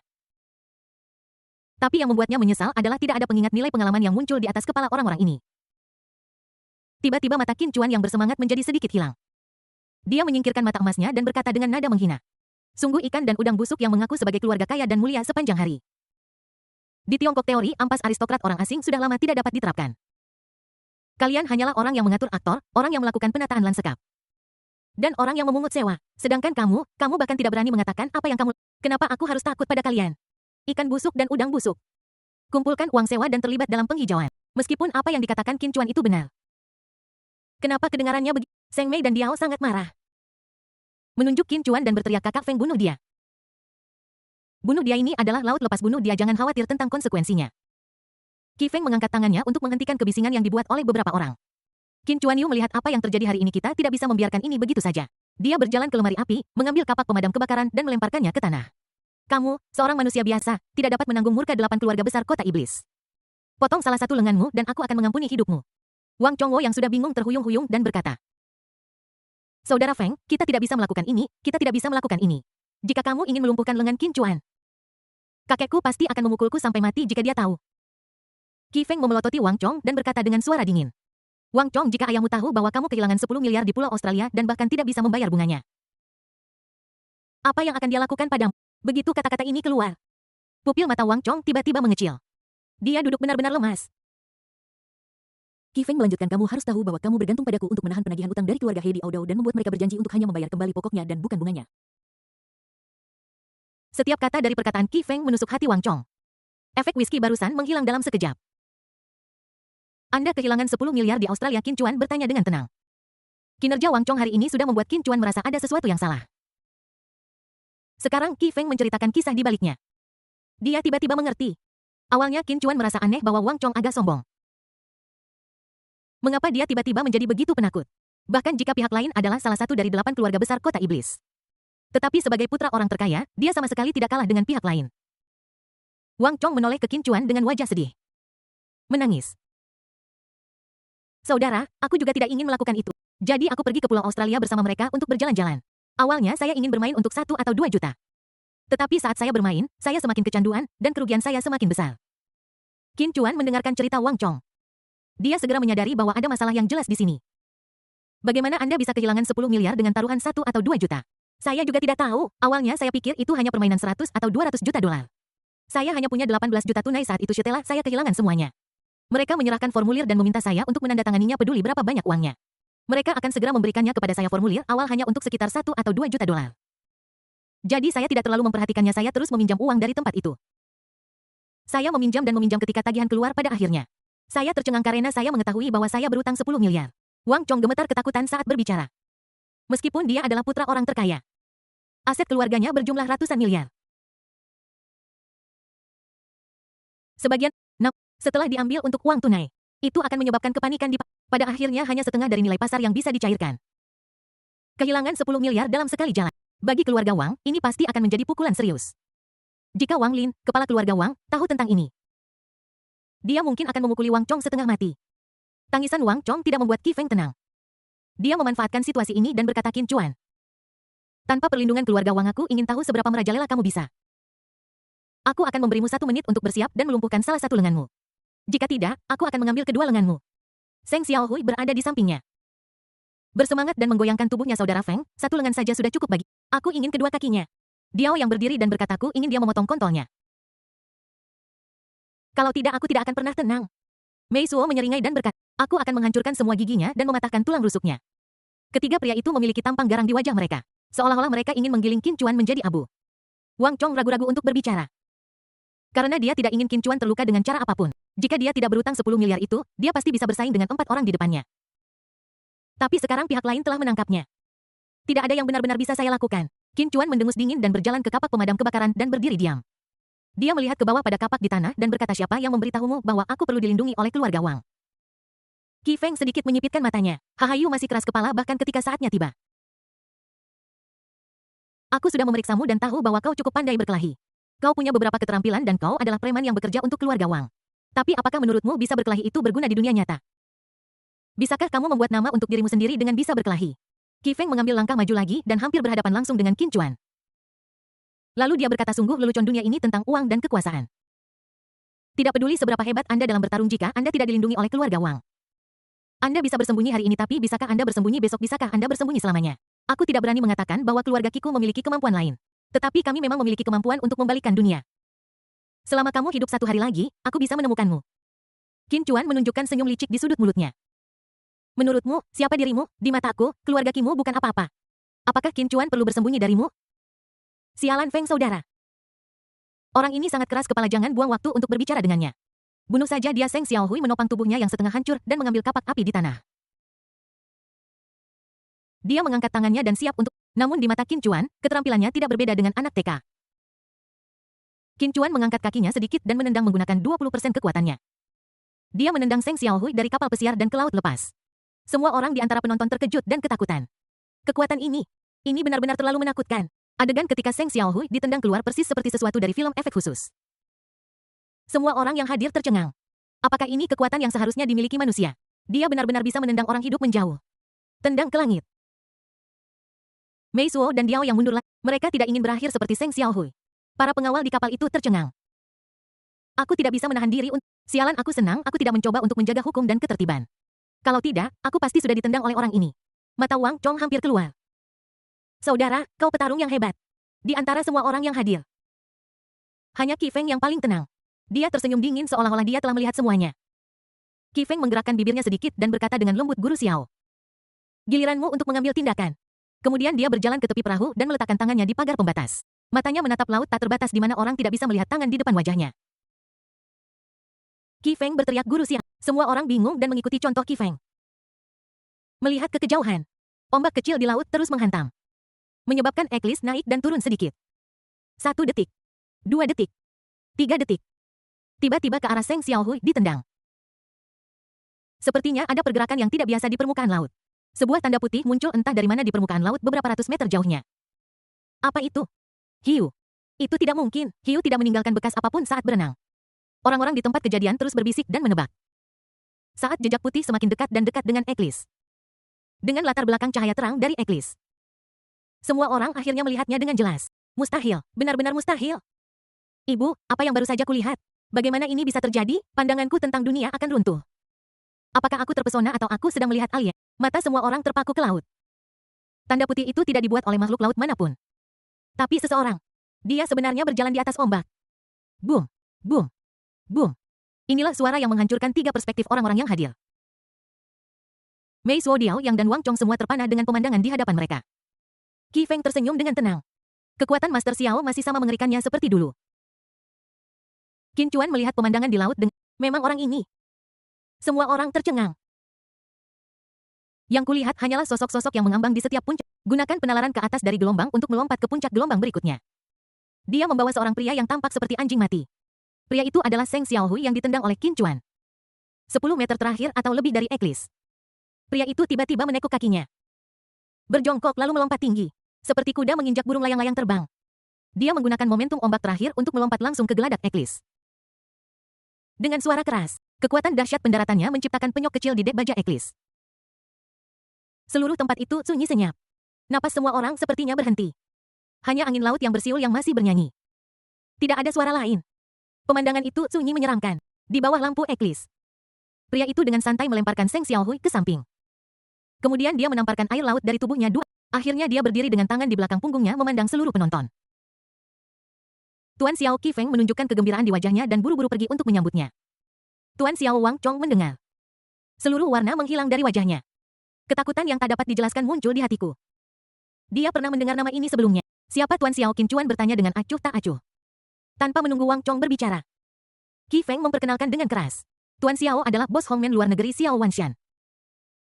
Hongmen luar negeri? Qin Chuan bertanya dengan ragu. Ya, itu adalah Hongmen yang Anda kenal sejak dinasti sebelumnya. Hongmen telah pergi ke luar negeri untuk berkembang dan berakar di luar negeri.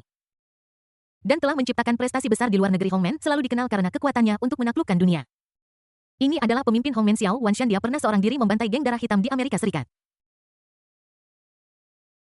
Pergi ke Pulau Chissi di Italia sendirian bertarung melawan mafia untuk merebut safir mereka.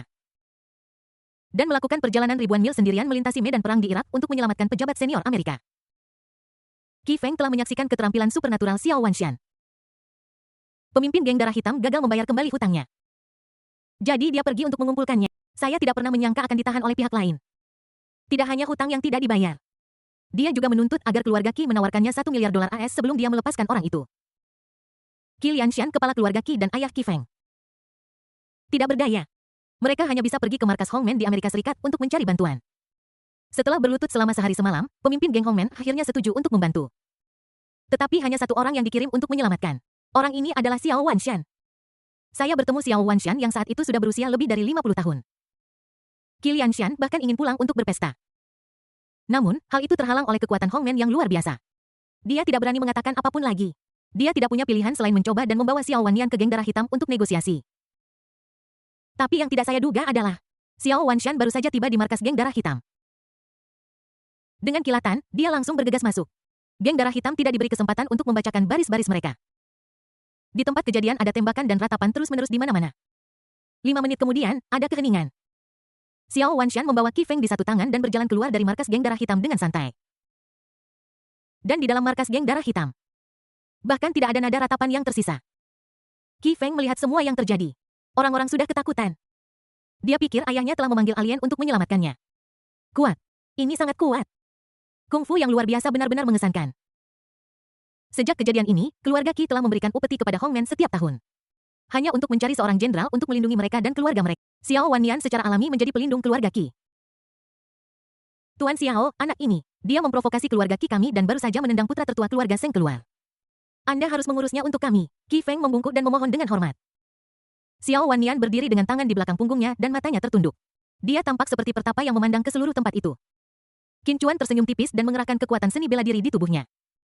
Dalam sekejap aura samar mengelilinginya. Xiao Wannian menyipitkan matanya dan berkata dengan tenang. Jadi, Anda seorang seniman bela diri, itu sebabnya Anda sangat arogan. Seorang seniman bela diri, Qi Feng terkejut dan menoleh untuk melihat Qin Chuan. Pada saat ini angin laut bertiup dan ombak memercikkan tetesan air laut. Mengenai semua orang, yang lain terciprat air laut dengan berbagai derajat. Namun, sepertinya ada penghalang di sekitar Qin Chuan. Air laut yang datang tampak terhalang oleh sesuatu. Air itu langsung mengitari tubuhnya. Tuan Muda Xia, apa yang harus kita lakukan? Qi Feng merasa sedikit tidak nyaman. Awalnya dia berpikir bahwa Qin Chuan hanyalah seorang petarung yang baik. Saya tidak pernah menyangka bahwa pihak lain sebenarnya adalah seorang seniman bela diri. Dia mengerti seni bela diri. Siapapun yang telah memasuki Tao akan mencapai tingkat tertentu. Itu sudah melampaui batas alam baka. Tuan Xiao, level berapa dia? Xiao Wannian tersenyum tipis dari tendangan yang baru saja dia berikan kepada tuan muda keluarga Seng. Saya pikir dia berada di tingkat awal level 2 tapi sekarang dia melepaskan kekuatan seni bela dirinya. Membentuk medan magnet seni bela diri di sekelilingnya ini adalah kekuatan yang hanya dimiliki oleh puncak level 2. Puncak tingkat kedua seni bela diri Qi Feng hampir ketakutan setengah mati. Ketika Xiao Wannian menyelamatkannya, dia berada di puncak tingkat kedua seni bela diri. Dengan tingkat puncak seni bela diri tingkat kedua, seseorang dapat menghancurkan seluruh geng sendirian dan memasuki medan perang tanpa menjadi kotor. Qi Feng merasa sedikit menyesal sekarang. Jika aku tahu sebelumnya bahwa Qin Chuan adalah seorang seniman bela diri, aku tidak akan pernah mengganggunya. Dia tidak akan membalas dendam pada orang-orang dari 4 gerbang bawah. Setiap ahli bela diri akan dipuja sebagai dewa di antara 8 keluarga besar di kota iblis. Dia sekarang dapat mengerti mengapa Wang Chong begitu bertekad untuk melindungi Qin Chuan. Bisa juga dimengerti mengapa keluarga Wang sangat mendukungnya. Ternyata bukan keluarga Wang yang melindunginya. Tapi dia melindungi keluarga Wang. Kenapa aku harus memprovokasi orang seperti ini? Jika pihak lain bersikeras untuk bertarung sampai mati. Aku tidak tahu apakah Tuan Xiao bisa melindungi dirinya sendiri. Xiao Wannian melihat kekhawatiran Qi Feng. Dia tersenyum dan menepuk bahu Qi Feng dengan lembut. Kamu tidak perlu khawatir. Bahkan jika dia berada di puncak level 2 atau tingkat pemula, atau bahkan puncak level 3 di mata saya, dia seperti semut. Di bawah level 4 saya yang terkuat dalam 10 langkah saya bisa membunuhnya seperti membantai anjing. Ketika Xiao Wannian mengatakan ini, dia sedikit gemetar. Dalam sekejap, kedinginan menyapu seluruh dek. Semua orang di lapangan merasakan niat membunuh yang mengerikan datang ke arah mereka. Ini adalah perasaan putus asa, ketidakberdayaan, dan ketidakmampuan untuk melawan. Qi Feng sangat gembira dengan kata-kata Xiao Wannian, dia merasa lega. Dia maju selangkah. Qin Chuan, aku hanya ingin mengambil salah satu lenganmu. Tetapi kamu tidak tahu bagaimana menghargainya dan terus bersikeras melakukannya. Hari ini aku meminta Tuan Xiao untuk mengambil tindakan dan kamu tidak punya tempat untuk bersembunyi. Aku akan memberimu satu kesempatan terakhir. Jika kau bisa menghilangkan kedua lenganmu, aku bisa mengampuni hidupmu. Hancurkan kedua lenganmu sendiri. Wang Chong bingung mengapa masalahnya menjadi lebih besar dan lebih besar. Dia berdiri di depan Qin Chuan dan berkata, Kakak Feng. Aku akan memberimu uang kamu di sini untuk menagih hutang untuk keluarga He di Aodao. Aku akan menelepon orang tua itu dan aku akan memberimu 10 miliar dalam seminggu. Bisakah kita lupakan saja ini? Tidak sialan itu sama sekali tidak. Seng Xiao Huiying tergeletak di tanah dengan sisa kekuatannya yang terakhir. Berjuang sekuat tenaga. Diao Yang dan Mei Suo segera berlari di belakang Qi Feng dan menggema. Sama sekali tidak, Kakak Feng Wei, kita tidak bisa menyetujui mereka. Ada suara kecaman konstan dari pihak lain. Wang Chong sudah sangat panik. Dia merasa tidak nyaman setelah mengalami 2 pengalaman perundungan. Dia sangat gembira pada awalnya karena Qin Chuan memiliki kekuatan manusia super dan bisa menendang orang hidup dengan satu tendangan. Kemudian ketika dia melihat Xiao Wannian datang di atas ombak seperti seorang abadi, dia menjadi putus asa lagi. Wang Chong dengan cepat meraih tangan Qin Chuan dan berkata, Saudara, habiskan uang untuk menghindari bencana. Kamu punya banyak uang. Berikan mereka 10 miliar untuk membeli Peace Brother. Qin Chuan tersenyum tipis dan melepaskan diri dari tangan Wang Chong. Dia menghadapi Xiao Wannian tanpa sedikit pun rasa takut di wajahnya. Dia berkata dengan tenang, apa yang baru saja kau katakan, kau adalah yang terkuat di bawah level 4. Membunuhku seperti membunuh seekor anjing. Xiao Wannian menyipitkan matanya dan seluruh tubuhnya bergetar. Kekuatan seni bela diri yang dahsyat dilepaskan seketika. Kekuatan eksternal yang dahsyat secara langsung mengejutkan semua orang di atas kapal. Sebagian besar pengeras suara di panggung DJ terguncang. Jangan berpikir kamu bisa sombong hanya karena kamu masih muda dan telah mencapai tingkat kedua atau ketiga. Bahkan jika kamu seorang jenius, kamu harus mati di hadapanku hari ini. Awalnya, keluarga Qi hanya memintaku untuk melumpuhkan lenganmu. Tapi Xiao Wannian berpikir itu tidak cukup, saya ingin mengorbankanmu. Menjadi tembakan pertama Sekte Hongmen saya untuk kembali ke Tiongkok. Setelah mengatakan itu, Xiao Wannian menatap mata Qin Chuan melalui kabut laut. Aku melihat pupil orang lain sedikit menyusut dan matanya sedikit tidak fokus. Dia tertawa dingin dalam hatinya, sudah terlambat untuk takut sekarang. Xiao Wannian bergidik seluruh tubuh dan melepaskan kekuatan seni bela diri. Rambut putihnya yang tergerai menari-nari di tengah angin laut. Dia mundur selangkah dengan kaki kanannya. Kayu lapis di tanah yang sudah penyok karena terinjak-injak orang. Tenggelam beberapa inci, Xiao Wannian menendang dengan kaki kirinya dan seluruh tubuhnya jatuh. Seperti kuda liar yang terlepas dari kendalinya. Itu bergegas menuju Qin Chuan. Dia mengumpulkan energinya ke tangan kanannya. Memfokuskan pikiran dan kekuatannya dan melayangkan pukulan. Pukulan ini kuat dan berani. Dengan momentum yang tak seorang pun bisa menahan. Angin laut harus mundur di tengah lolongan. Ketika semua orang melihat ini, mereka semua merasa, apakah ini kekuatan sebenarnya dari seorang ahli seni bela diri? Dengan satu pukulan, ombak pecah. Langit dan bumi berubah warna. Hujan menghindari tepinya. Terlalu kuat melihat Xiao Wannian beraksi lagi. Qi Feng tidak bisa menahan diri. Xiao Wannian yang sekarang berbeda dari Xiao Wannian yang menyelamatkannya dari geng darah hitam. Kekuatan telah ditingkatkan ke tingkat yang lebih tinggi. Meskipun Xiao Wannian berusia lebih dari 60 tahun. Dia adalah seorang ahli seni bela diri. Sosoknya yang gesit tidak berbeda dengan pria berusia awal 20-an. Pukulan Xiao Wannian melayang di udara. Kekuatan tinju berubah menjadi harimau yang menuruni gunung. Wahai anak muda, biarkan aku mengambil kebebasanmu. Tinju ini adalah hasil dari kerja keras selama 6. Bisakah kamu memblokirnya? Bang! Sebuah suara teredam terdengar. Ledakan sonik yang dahsyat mengguncang semua orang di atas perahu hingga ambruk. Ledakan sonik memecah ombak laut. Itu berubah menjadi tetesan air. Seperti bola baja yang memantul pada semua orang. Semua orang memaksa diri untuk berdiri dan menyeka mata mereka yang basah karena air laut. Lihat Xiao Wannian dan Qin Chuan. Tatap singkat ini berlalu. Seluruh tempat itu sunyi senyap. Kamu bisa mendengar suara jarum jatuh. Satu-satunya suara di atas kapal adalah suara ombak yang menghantam Eklis. Qin Chuan terlihat dengan tangan kanannya di belakang punggung dan tangan kirinya terangkat di depan dadanya. Dia membuka telapak tangannya dan dengan kuat menggenggam pukulan Xiao Wannian. Kejutan. Tidak bisa dipercaya. Luar biasa. Pukulan kuat Xiao. Sebuah pukulan dengan pengalaman 60 tahun bisa menghancurkan tembok kota. Qin Chuan benar-benar menangkapnya dengan mudah dengan satu tangan. Qi Feng merasa seperti ada sesuatu yang tersangkut di tenggorokannya. 3 orang dari 4 keluarga berikutnya berlutut untuk menyaksikan adegan ini. Wang Chong roboh ke tanah dan gemetar tak percaya. Huang Wenwen menutupi wajahnya dan mengintip melalui jari-jarinya. Xiao Wannian tertegun sejenak. Bagaimana ini mungkin? Pukulan ini adalah esensi dari separuh hidupku. Bahkan Teng pun bisa ditembus. Anda. Qin Chuan mencibir dan memutar tangan kirinya dengan liar. Klik. Ah. Xiao Wannian meratap kesakitan. Tangan kanannya, yang sekuat baja benar-benar dipelintir oleh Qin Chuan. Sungguh sia-sia membuat kebisingan di telingaku. Qin Chuan berkata dan melemparkannya dengan santai. Dengan bunyi keras. Seorang Grandmaster dari generasinya Xiao Wannian. Seperti anjing mat. Dia dibuang. Benda itu menghantam pagar baja Eklis dengan keras. Saya dengan hormat mengundang Anda untuk naik ke kapal untuk... Tetapi Anda menghancurkan barang-barang saya dengan sembarangan. Siapapun yang mendobrak pintu akan kehilangan lengannya. Siapapun yang merusak geladak saya akan dihilangkan keterampilannya dan menjadi orang yang tidak berguna. Qin Chuan berkata kata demi kata dan berjalan menuju Xiao Wannian. Xiao Wannian terkejut, sialan aku ceroboh, kupikir dia paling banter berada di puncak level 2.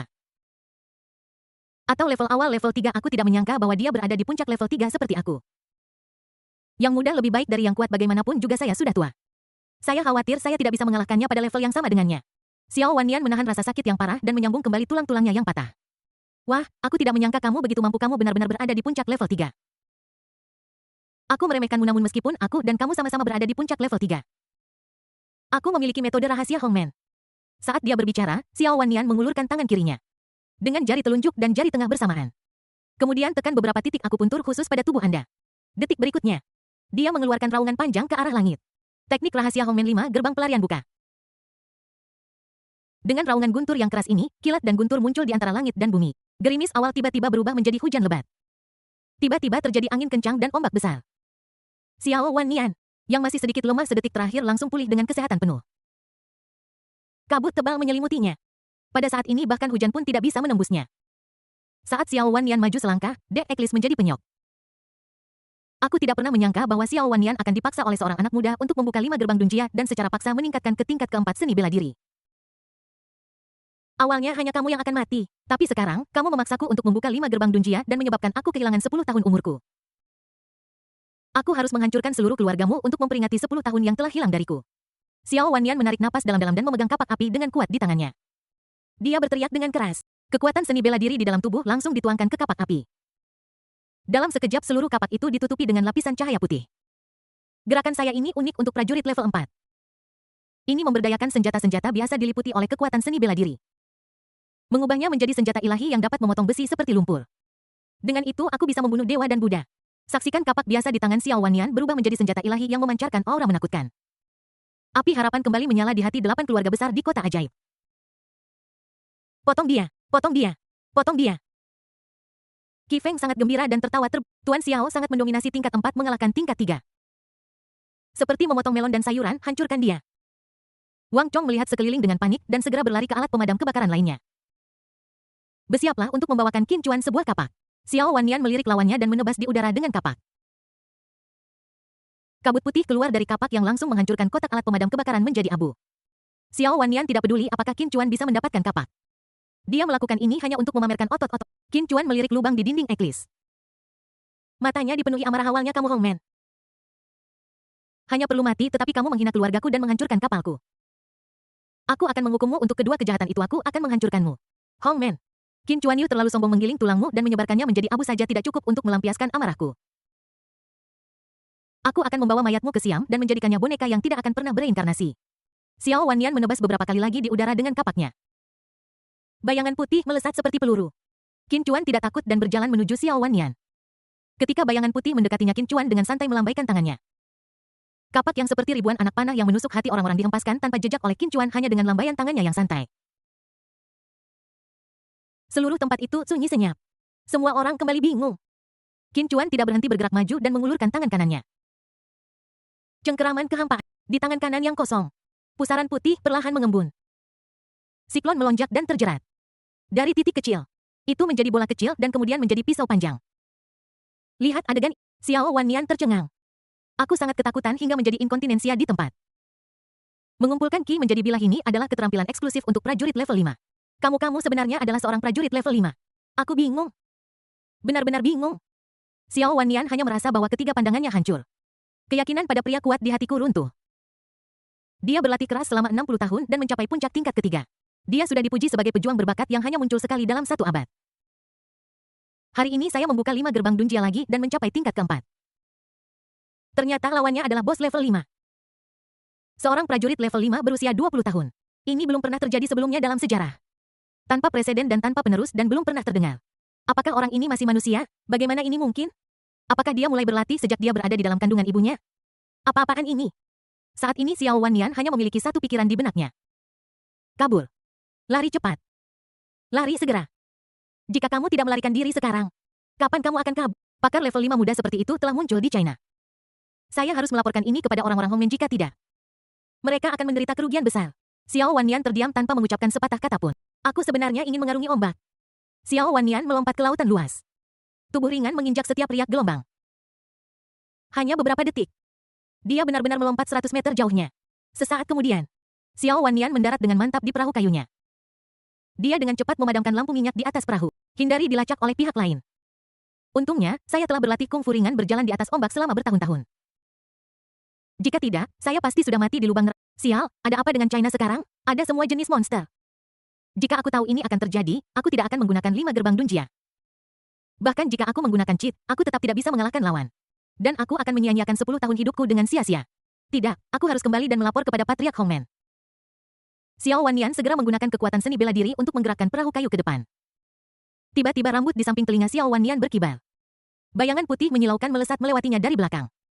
Sepertinya itu menembus tubuhnya. Xiao Wanyan merasakan hawa dingin di lehernya. Dia mengulurkan tangan dan menyentuhnya. Lehernya basah. Saat berikutnya, matanya menjadi gelap. Seorang pria kuat dari generasi Hongmen. Petarung terkuat di bawah level master seni bela diri Foura yang bisa meninju selama 50 tahun. Xiao Wanyan mati. Pada gerhana. Qin Chuan perlahan menurunkan tangan kanannya. Dia baru saja melemparkan pisau panjang ke arah napas Xiao Wanyan. Karena ini pertama kalinya aku menggunakannya, aku tidak tahu apakah itu mengenai sasaran atau tidak. Sampai dia tidak bisa lagi merasakan napas Xiao Wanyan. Lalu dia meletakkan tangannya ke bawah. Pada saat ini sebuah pesan perintah sistem muncul di depan mata Qin Chuan. Selamat kepada penantang karena telah mengalahkan pasukan reaksioner. Selamat kepada penantang. Anda telah memperoleh 25 poin pengalaman. Baru saja Xiao Wanyan mengatakan bahwa Hongmen akan segera kembali ke Tiongkok. Pupil Qin Chuan sedikit menyusut dan matanya sedikit teralihkan sejenak. Dia mengerahkan mata emas untuk menyelidiki Xiao Wanyan. Tetapi Xiao Wanyan keliru mengira bahwa Qin Chuan takut. Akan lebih baik jika Qin Chuan tidak memeriksa. Tapi dia melakukan kerja bagus. Ada nilai pengalaman 25 poin yang tergantung di atas kepala Xiao Wannian. Saya minta maaf tentang itu. Qin Chuan menarik kembali bentuk tempurnya. Dia berbalik dan melihat keempat orang dari 8 keluarga besar kota iblis. Mei Suo dan Diao yang meringkuk satu sama lain dan gemetar seluruh tubuh. Terlalu takut untuk mengucapkan Seng Xiaohui hanya mengangkat matanya untuk melihat situasi dan kemudian terus berpura-pura mati. Qi Feng ketakutan. Dia melihat sekeliling. Dengan bantuan lantai dek yang basah kuyup karena hujan, sudut kemiringan kapal akibat hantaman ombak. Dan seberapa kuat lututmu? Dia mengambil langkah kecil dan bergegas menuju Qin Chuan. Dengan luncuran indah, dia berlutut dengan mantap di depan Qin Chuan. Dia bersujud seperti orang gila. Kakak Qin, mohon bermurah hati dan lepaskan aku. Saudara Qin, aku tahu aku salah, saudara Qin. Saat ini, Qi Feng tidak lagi memiliki sikap putra sulung keluarga Qi. Salah satu dari 8 keluarga, dia terus memohon pada Qin Chuan. Qin Chuan menunduk dan menatapnya. Lalu berkata dengan tenang, kamu menghina aku duluan menghancurkan perahu. Dan kemudian mengirim seseorang untuk membunuhku. Kamu memintaku untuk melepas. Jika kamu adalah Mei Wu, apakah kamu akan membiarkan orang seperti... Qi Feng masih berlutut dan bersujud. Aku akan. Wang Chong di samping tidak bisa berkata, sungguh tak tahu malu. Qi Feng melanjutkan, aku tidak akan repot-repot dengan seekor anjing. Saya adalah seekor anjing. Guk saudara Qin, biarkan aku pergi. Melihat Qin Chuan acuh tak acuh. Dia berlutut dan merangkak di depan Wang Chong lagi. Saudara Chong, selamatkan saya tidak ingin mati. Tolong bantu saya dan bicara pada saya karena saya sudah membantu Anda dengan keluarga He. Pipi Wang Chong berkedut. Dia berada dalam dilema saat ini. Baru saja aku memohon pada Qi Feng untuk membiarkan Qin Chuan pergi. Sekarang Qi Feng memohon pada Qin Chuan untuk membiarkannya pergi. Wang Chong, pria yang berintegritas dan baik hati, akhirnya melunakkan hatinya. Dia mencoba mengatakan kepada Qin Chuan, Brother Luke No, semua orang tidak ada hubungannya, bagaimana kalau biarkan saja seperti ini. Ketika Qin Chuan mendengar ini, aura mengerikan terpancar dari seluruh tubuhnya. Dia berkata dengan marah, Wang Chong, jangan terlalu berhati lembut. Qin Chuan menunjuk Seng Xiaohui dan berkata, dia menghancurkan perahu saya, memukuli wanita saya, dan bahkan mengancam akan melumpuhkan lengan saya. Kemudian Qin Chuan menunjuk Mei Suo dan berkata, dia akan merontokkan semua gigi saya dan mematahkan tulang rusuk saya. Akhirnya Qin Chuan menunjuk Diao Yang dan berkata, adapun apa yang ingin dia lakukan. Apakah kamu masih ingat? Wang Chong menelan ludah. Dia ingat dengan jelas apa yang baru saja dikatakan Diao Yang. Qi Feng memutar matanya dan mengambil kapak di tanah. Saudara Qin, ketiga bajingan ini sangat bodoh sehingga mereka berani menyinggungmu. Aku akan memberi mereka pelajaran untukmu. Mereka harus membayar harga untuk kata-kata yang mereka ucapkan untuk menghinamu sebelum. Setelah mengatakan itu, Qi Feng mengangkat kapak dan bergegas menuju Seng Xiaohui yang sedang berpura-pura mati. Dua tebasan, bersih dan rapi. Seng Xiaohui pingsan karena kesakitan bahkan sebelum dia bisa meronta. Berikutnya adalah Mei. Qi Feng menyesuaikan pos. Mengubah bagian depan menjadi belakang. Bang bang bang. Dia memukuli Mei Suo. Akhirnya, Qi Feng berjalan mendekati Diao Yang. Diao Yang mundur berulang kali. Melambaikan tangannya, kakak Feng, kumohon, jangan lakukan itu. Keluarga Diao, saya hanya memiliki satu putra selama 9 generasi, dan saya belum menikah. Wajah Qi Feng berlumuran darah dan matanya merah. Dia menyeret kapak panjang dan menggoyangkan tubuhnya, Diao Yang. Aku membantumu, jika kau ingin hidup, kau harus menyerahkan sesuatu. Ini salahmu karena berbicara terlalu kasar barusan. Di masa depan, Anda harus taat hukum dan tidak berbicara kasar. Pertimbangkan konsekuensinya. Diao Yang sangat menyesal.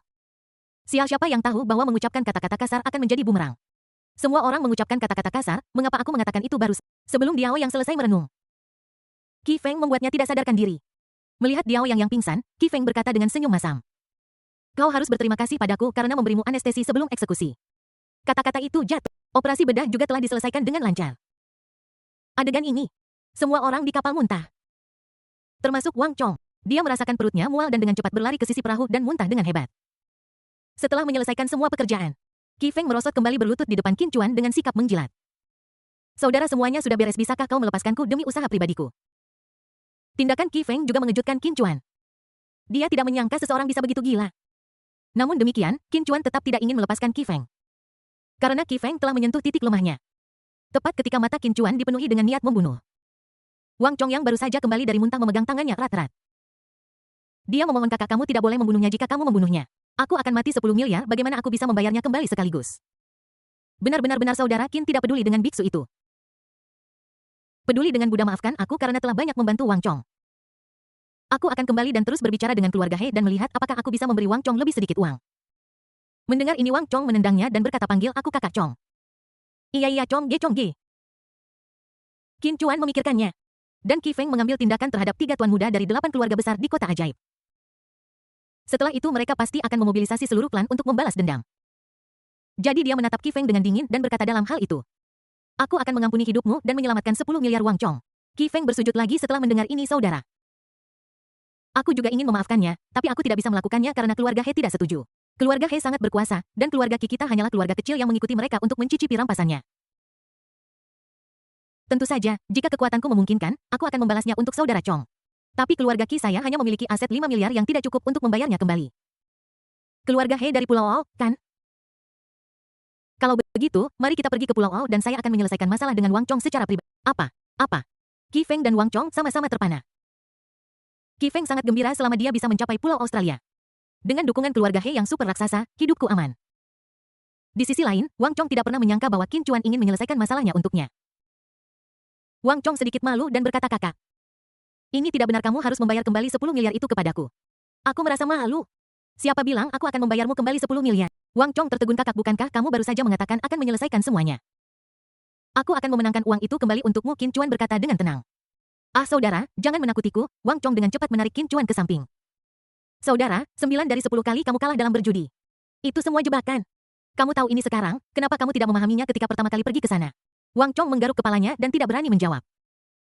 Qin Chuan melirik Qi Feng dan berkata, bawa kami ke Pulau Ao.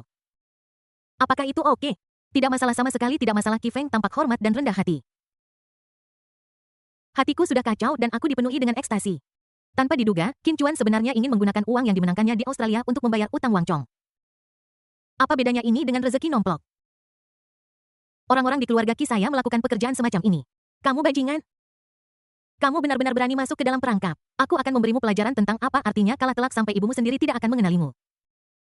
Saudara Qin, aku akan menelepon Pulau O sekarang dan meminta mereka untuk mempersiapkan penyambutan untukmu. Mereka akan mempersiapkan standar penerimaan tertinggi sehingga Anda dapat bersenang-senang di Pulau O. Bersenang-senang membunuh banyak musuh dan kembali dengan muatan penuh. Saat dia berbicara, Qi Feng perlahan mundur ke ujung eklis lainnya. Dia mengeluarkan telepon satelitnya dan memasukkan nomornya. Dan menunggu sejenak. Panggilan tersambung. Halo. Sisit Qi Feng. Saya hanya mendengar suara wanita di ujung telepon. Suara orang lain itu tidak lembut dan manis. Namun dengan martabat dan ketegasan. Qi Feng, tahukah kamu jam berapa sekarang? Kamu mengganggu tidurku. Jika aku memiliki kerutan di wajahku besok, kamu akan memotong jari untuk meminta maaf. Ketika Qi Feng mendengar ini, kokinya bergetar 3 kali. Saudari, jika itu bukan sesuatu yang penting, aku tidak akan berani mengganggumu selarut ini. Pihak lain menjadi tertarik setelah mendengar ini. Dia duduk perlahan dan mengambil gaun tidur Kasarenda di sampingnya. Dan menyampirkannya di tubuhnya yang cantik dan lembut. Jelaskan. Sister, aku akan membawa... Oh, betul. Qi Feng sebenarnya tidak tahu berapa banyak aset yang dimiliki Qin Chuan. Tapi dia bisa membodohi orang. Bagaimanapun waktunya telah tiba, entah Anda punya uang atau tidak. Pada akhirnya Anda harus meminjam dari orang-orang di Pulau Australia ini. Jadi dia berkata itu hampir sama dengan keluarga Wang dari Wanda. Sudut mulut wanita di bawah bibir merahnya menguraikan busur ke atas. Qi Feng Yu, sebaiknya jangan berbohong padaku. Oh, adikku sayang, mana berani aku berbohong padamu? Apa kata keluarga Wang? Haruskah saya memberi mereka 10 miliar atau saham Wanda? Masalah ini telah tertunda selama 2 bulan. Bahkan jika saya tidak makan atau mengambil bunga, saya punya banyak mulut untuk diberi makan. Dan mereka masih perlu makan dan minum. Sisterit hampir selesai. Hampir selesai kali ini aku akan membawa Wang Chong ke sini jika ayahnya tidak membayar utangnya. Kita akan menahannya sebagai sandera. Aku tidak percaya Wang Lin akan menyerahkan putra satu-satunya demi 10 miliar. Wanita itu mengangguk setuju. Oke, setelah masalah ini selesai, komisimu tentu tidak akan dikurangi. Terima kasih, Sister Deng Yu. Sister. Letakkan telepon. Qi Feng memutar matanya. Dia mengumpulkan emosinya. Kemudian lakukan panggilan telepon. Halo. Paman Seng, saya Qi Feng. Orang di ujung telepon adalah Seng Rong. Kepala keluarga Seng, salah satu dari 8 keluarga besar di Shanghai. Oh, Qi Feng Xiao Seng pergi denganmu hari ini kan? Ya, Paman Seng Xiao Seng. Bagaimana Seng kecilmu yang lucu? Dia memiliki temperamen yang buruk. Kuharap dia tidak menimbulkan masalah bagi... Begitu Seng Rong selesai berbicara, dia mendengar Qi Feng di ujung telepon sana mulai menangis. Paman, ini salahku. Aku tidak menjaga Xiao Seng dengan baik. Ekspresi Seng Rong berubah drastis. Apa yang terjadi? Apa yang terjadi pada Xiao Seng? Xiao Seng hehe dipukuli hingga tewas. Seng Rong jatuh ke tanah dengan bunyi gedebuk. Bagaimana? Bagaimana bisa begini? Bagaimana ini bisa terjadi? Siapa itu? Siapa yang begitu berani menyentuh orang-orang dari 8 keluarga besar kota iblis? Seng Rong berubah dari kesedihan menjadi kemarahan, matanya dipenuhi air mata dan merah. Dan dia berkata dengan gigi terkatup. Itu adalah seorang pria bernama Qin Chuan. Pikiran Qin Chuan Seng Rong berputar dengan cepat. Kota ajaib Zhao Qishan Li Mei Seng Lin Diao. Nama-nama dari 8 keluarga besar ini tidak muncul begitu saja. Melainkan diperjuangkan dengan nyawa generasi demi generasi dalam keluarga. Di tahun-tahun awal berbisnis, tangan semua orang berlumuran kotoran. Siapa yang memiliki pantat bersih? Musuh selalu ada. Tetapi mereka sekarang terhalang oleh situasi. Tidak ada yang hasilnya hanya akan diketahui di pasar. Mereka menggunakan intrik dan skema. Tapi aku tidak pernah menyangka ini.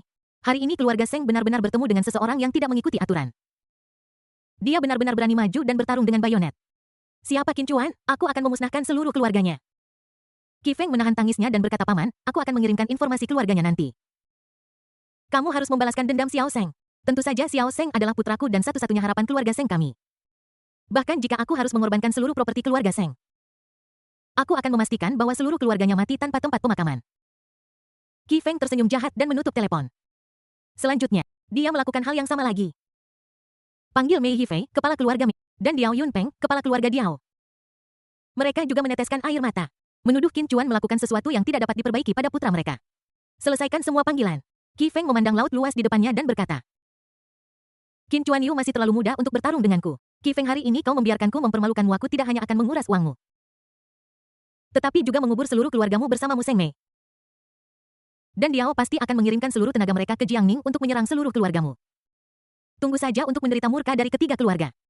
Setelah mengatakan itu, Qi Feng tertawa terbahak-bahak. Ketika dia kembali ke Klit Haluan, tempat ini sudah dibersihkan secara menyeluruh. Tidak meninggalkan jejak sama sekali. Yang tersisa di tanah hanyalah lubang yang dibuat oleh Xiao Wanyan dan pelayan yang sedang mengepel lantai. Qi Feng meraih orang lain dan bertanya di mana mereka. Tuan muda Qi Presiden Qin dan Presiden Wang sudah kembali beristirahat. Qi Feng meraih kerah orang lain dengan kedua tangannya dan berkata, Aku bertanya tentang Seng Xiaohui, Diao Yang, dan Mei Zuo. Di mana mereka bertiga? Wajah pelayan itu menjadi pucat karena ketakutan. Dia baru saja melihat bagaimana Qi Feng memperlakukan ketiga orang itu. Dia takut Qi Feng juga akan melakukan kekerasan terhadapnya. Pelayan itu sangat ketakutan hingga air mata keluar dari matanya. Tuan Qi tidak tahu, baru saja Tuan Qin mengatakan bahwa mereka akan terlalu mengganggu pemandangan jika mereka tetap berada di kapal dan akan membuat kapal kotor. Jadi biarkan orang-orang, apa yang kau ingin aku lakukan? Qi Feng bertanya. Biarkan seseorang menyeretnya pergi dan melemparkannya ke laut untuk memberi makan hiu. Setelah mendengar ini Qi Feng melepaskan pelayan. Dia tidak bisa menahan diri untuk mendengus melalui hidung. Baiklah Qin Chuan Yu benar-benar kejam, tapi kamu juga membantuku berurusan dengan ketiga orang ini yang masih bisa bicara. Qi Feng bertepuk tangan dan bertanya kepada pelayan. Aku akan memberimu 1 juta. Kamu bantu aku melakukan sesuatu. Pelayan itu menatap Qi Feng dengan, Tuan Qi, ada apa masalahnya? Saya hanya seorang pelayan. Ini sangat sederhana. Anda hanya perlu memberitahu orang-orang bahwa Qin Chuan yang membunuh 3 tuan muda Seng Mei dan Diao malam ini dan kemudian menghancurkan tubuh mereka. Itu saja. Nononor Wang pernah memerintahkan agar tidak ada apapun di kapal yang disebutkan kepada orang luar. Ini laut lepas dan aku tidak ingin dilempar ke laut untuk menjadi makanan ikan. Qi Feng mencibir dan mengeluarkan kartu bank dari lengannya. Dia yakin bahwa tidak ada apapun di dunia ini yang tidak dapat dilakukan dengan uang. Jika begitu tambahkan uang. Ini 10 juta, lakukan saja seperti yang saya katakan dan semua uang ini akan menjadi milikmu. Pikirkan baik-baik apakah Anda menginginkan kebebasan finansial atau menghabiskan seluruh hidup Anda menyapu lantai di sini. Melihat kartu bank di tangan Qi Feng, pelayan itu menelan ludah. Ini 10 juta. Rata-rata orang tidak dapat menghasilkan 10 juta sepanjang hidupnya. Melihat pihak lain ragu-ragu, Qi Feng mengaitkan lehernya dan mereka berdua menyandarkan kepala mereka satu sama lain. Qi Feng mengancam dengan suara rendah. Mereka dapat melemparkan orang ke laut untuk memberi makan hiu. Tetapi Qi Feng Chan dapat melakukan hal yang sama, pikirkan baik-baik. Apakah Anda ingin hidup dan mendapatkan 10 juta atau memberi makan hiu? Pelayan itu berkeringat deras. Dia mengambil kartu bank dengan gemetar. Qi Feng menyeringai bangga setelah kapal mencapai pantai. Saya akan mengatur agar Anda pergi ke tempat yang aman saat kami membutuhkan Anda. Seseorang secara alami akan menuntunmu keluar. Tuan Qi melakukan ini. Presiden Qin pasti tidak akan membiarkanku pergi. Kamu juga melihat betapa mengerikannya kekuatannya tadi. Aku takut. Apa yang kamu takutkan? Begitu kita sampai di Australia. Itu dunia, aku tidak peduli seberapa bagus dia dalam perkelahian. Selama dia masih makhluk berbasis karbon, dia harus menyerah di bawah todongan senjata. Bisakah dia tahan terhadap peluru? Setelah mengatakan itu, Qi Feng mendorong pelayan itu menjauh dan meluruskan pakaiannya. Qin Chuan, salahkan dirimu sendiri karena terlalu percaya diri. Fondasi keluarga Qi saya berada di luar imajinasimu. Jika kamu melawan keluarga Qi saya, kamu hanya akan berakhir mati. Eclipse 6, lantai ruang tamu lapis kayu. Qin Chuan memberi makan Huang Wenwen sebotol esensi kehidupan utama. Memar dan kulit serta daging yang rusak di tubuhnya sembuh dengan kecepatan yang terlihat dengan mata telanjang. Minumlah ini dan kamu akan segera sembuh. Qin Chuan mengambil botol kosong itu dan berkata dengan dingin. Huang Wenwen meraih Qin Chuan dan berkata, Tolong jangan pergi, bisakah kamu tinggal bersamaku kali ini? Qin Chuan, lain kali, jangan pergi ke pesta dengan sembarang orang. Ini bukan satu-satunya cara untuk menjadi terkenal.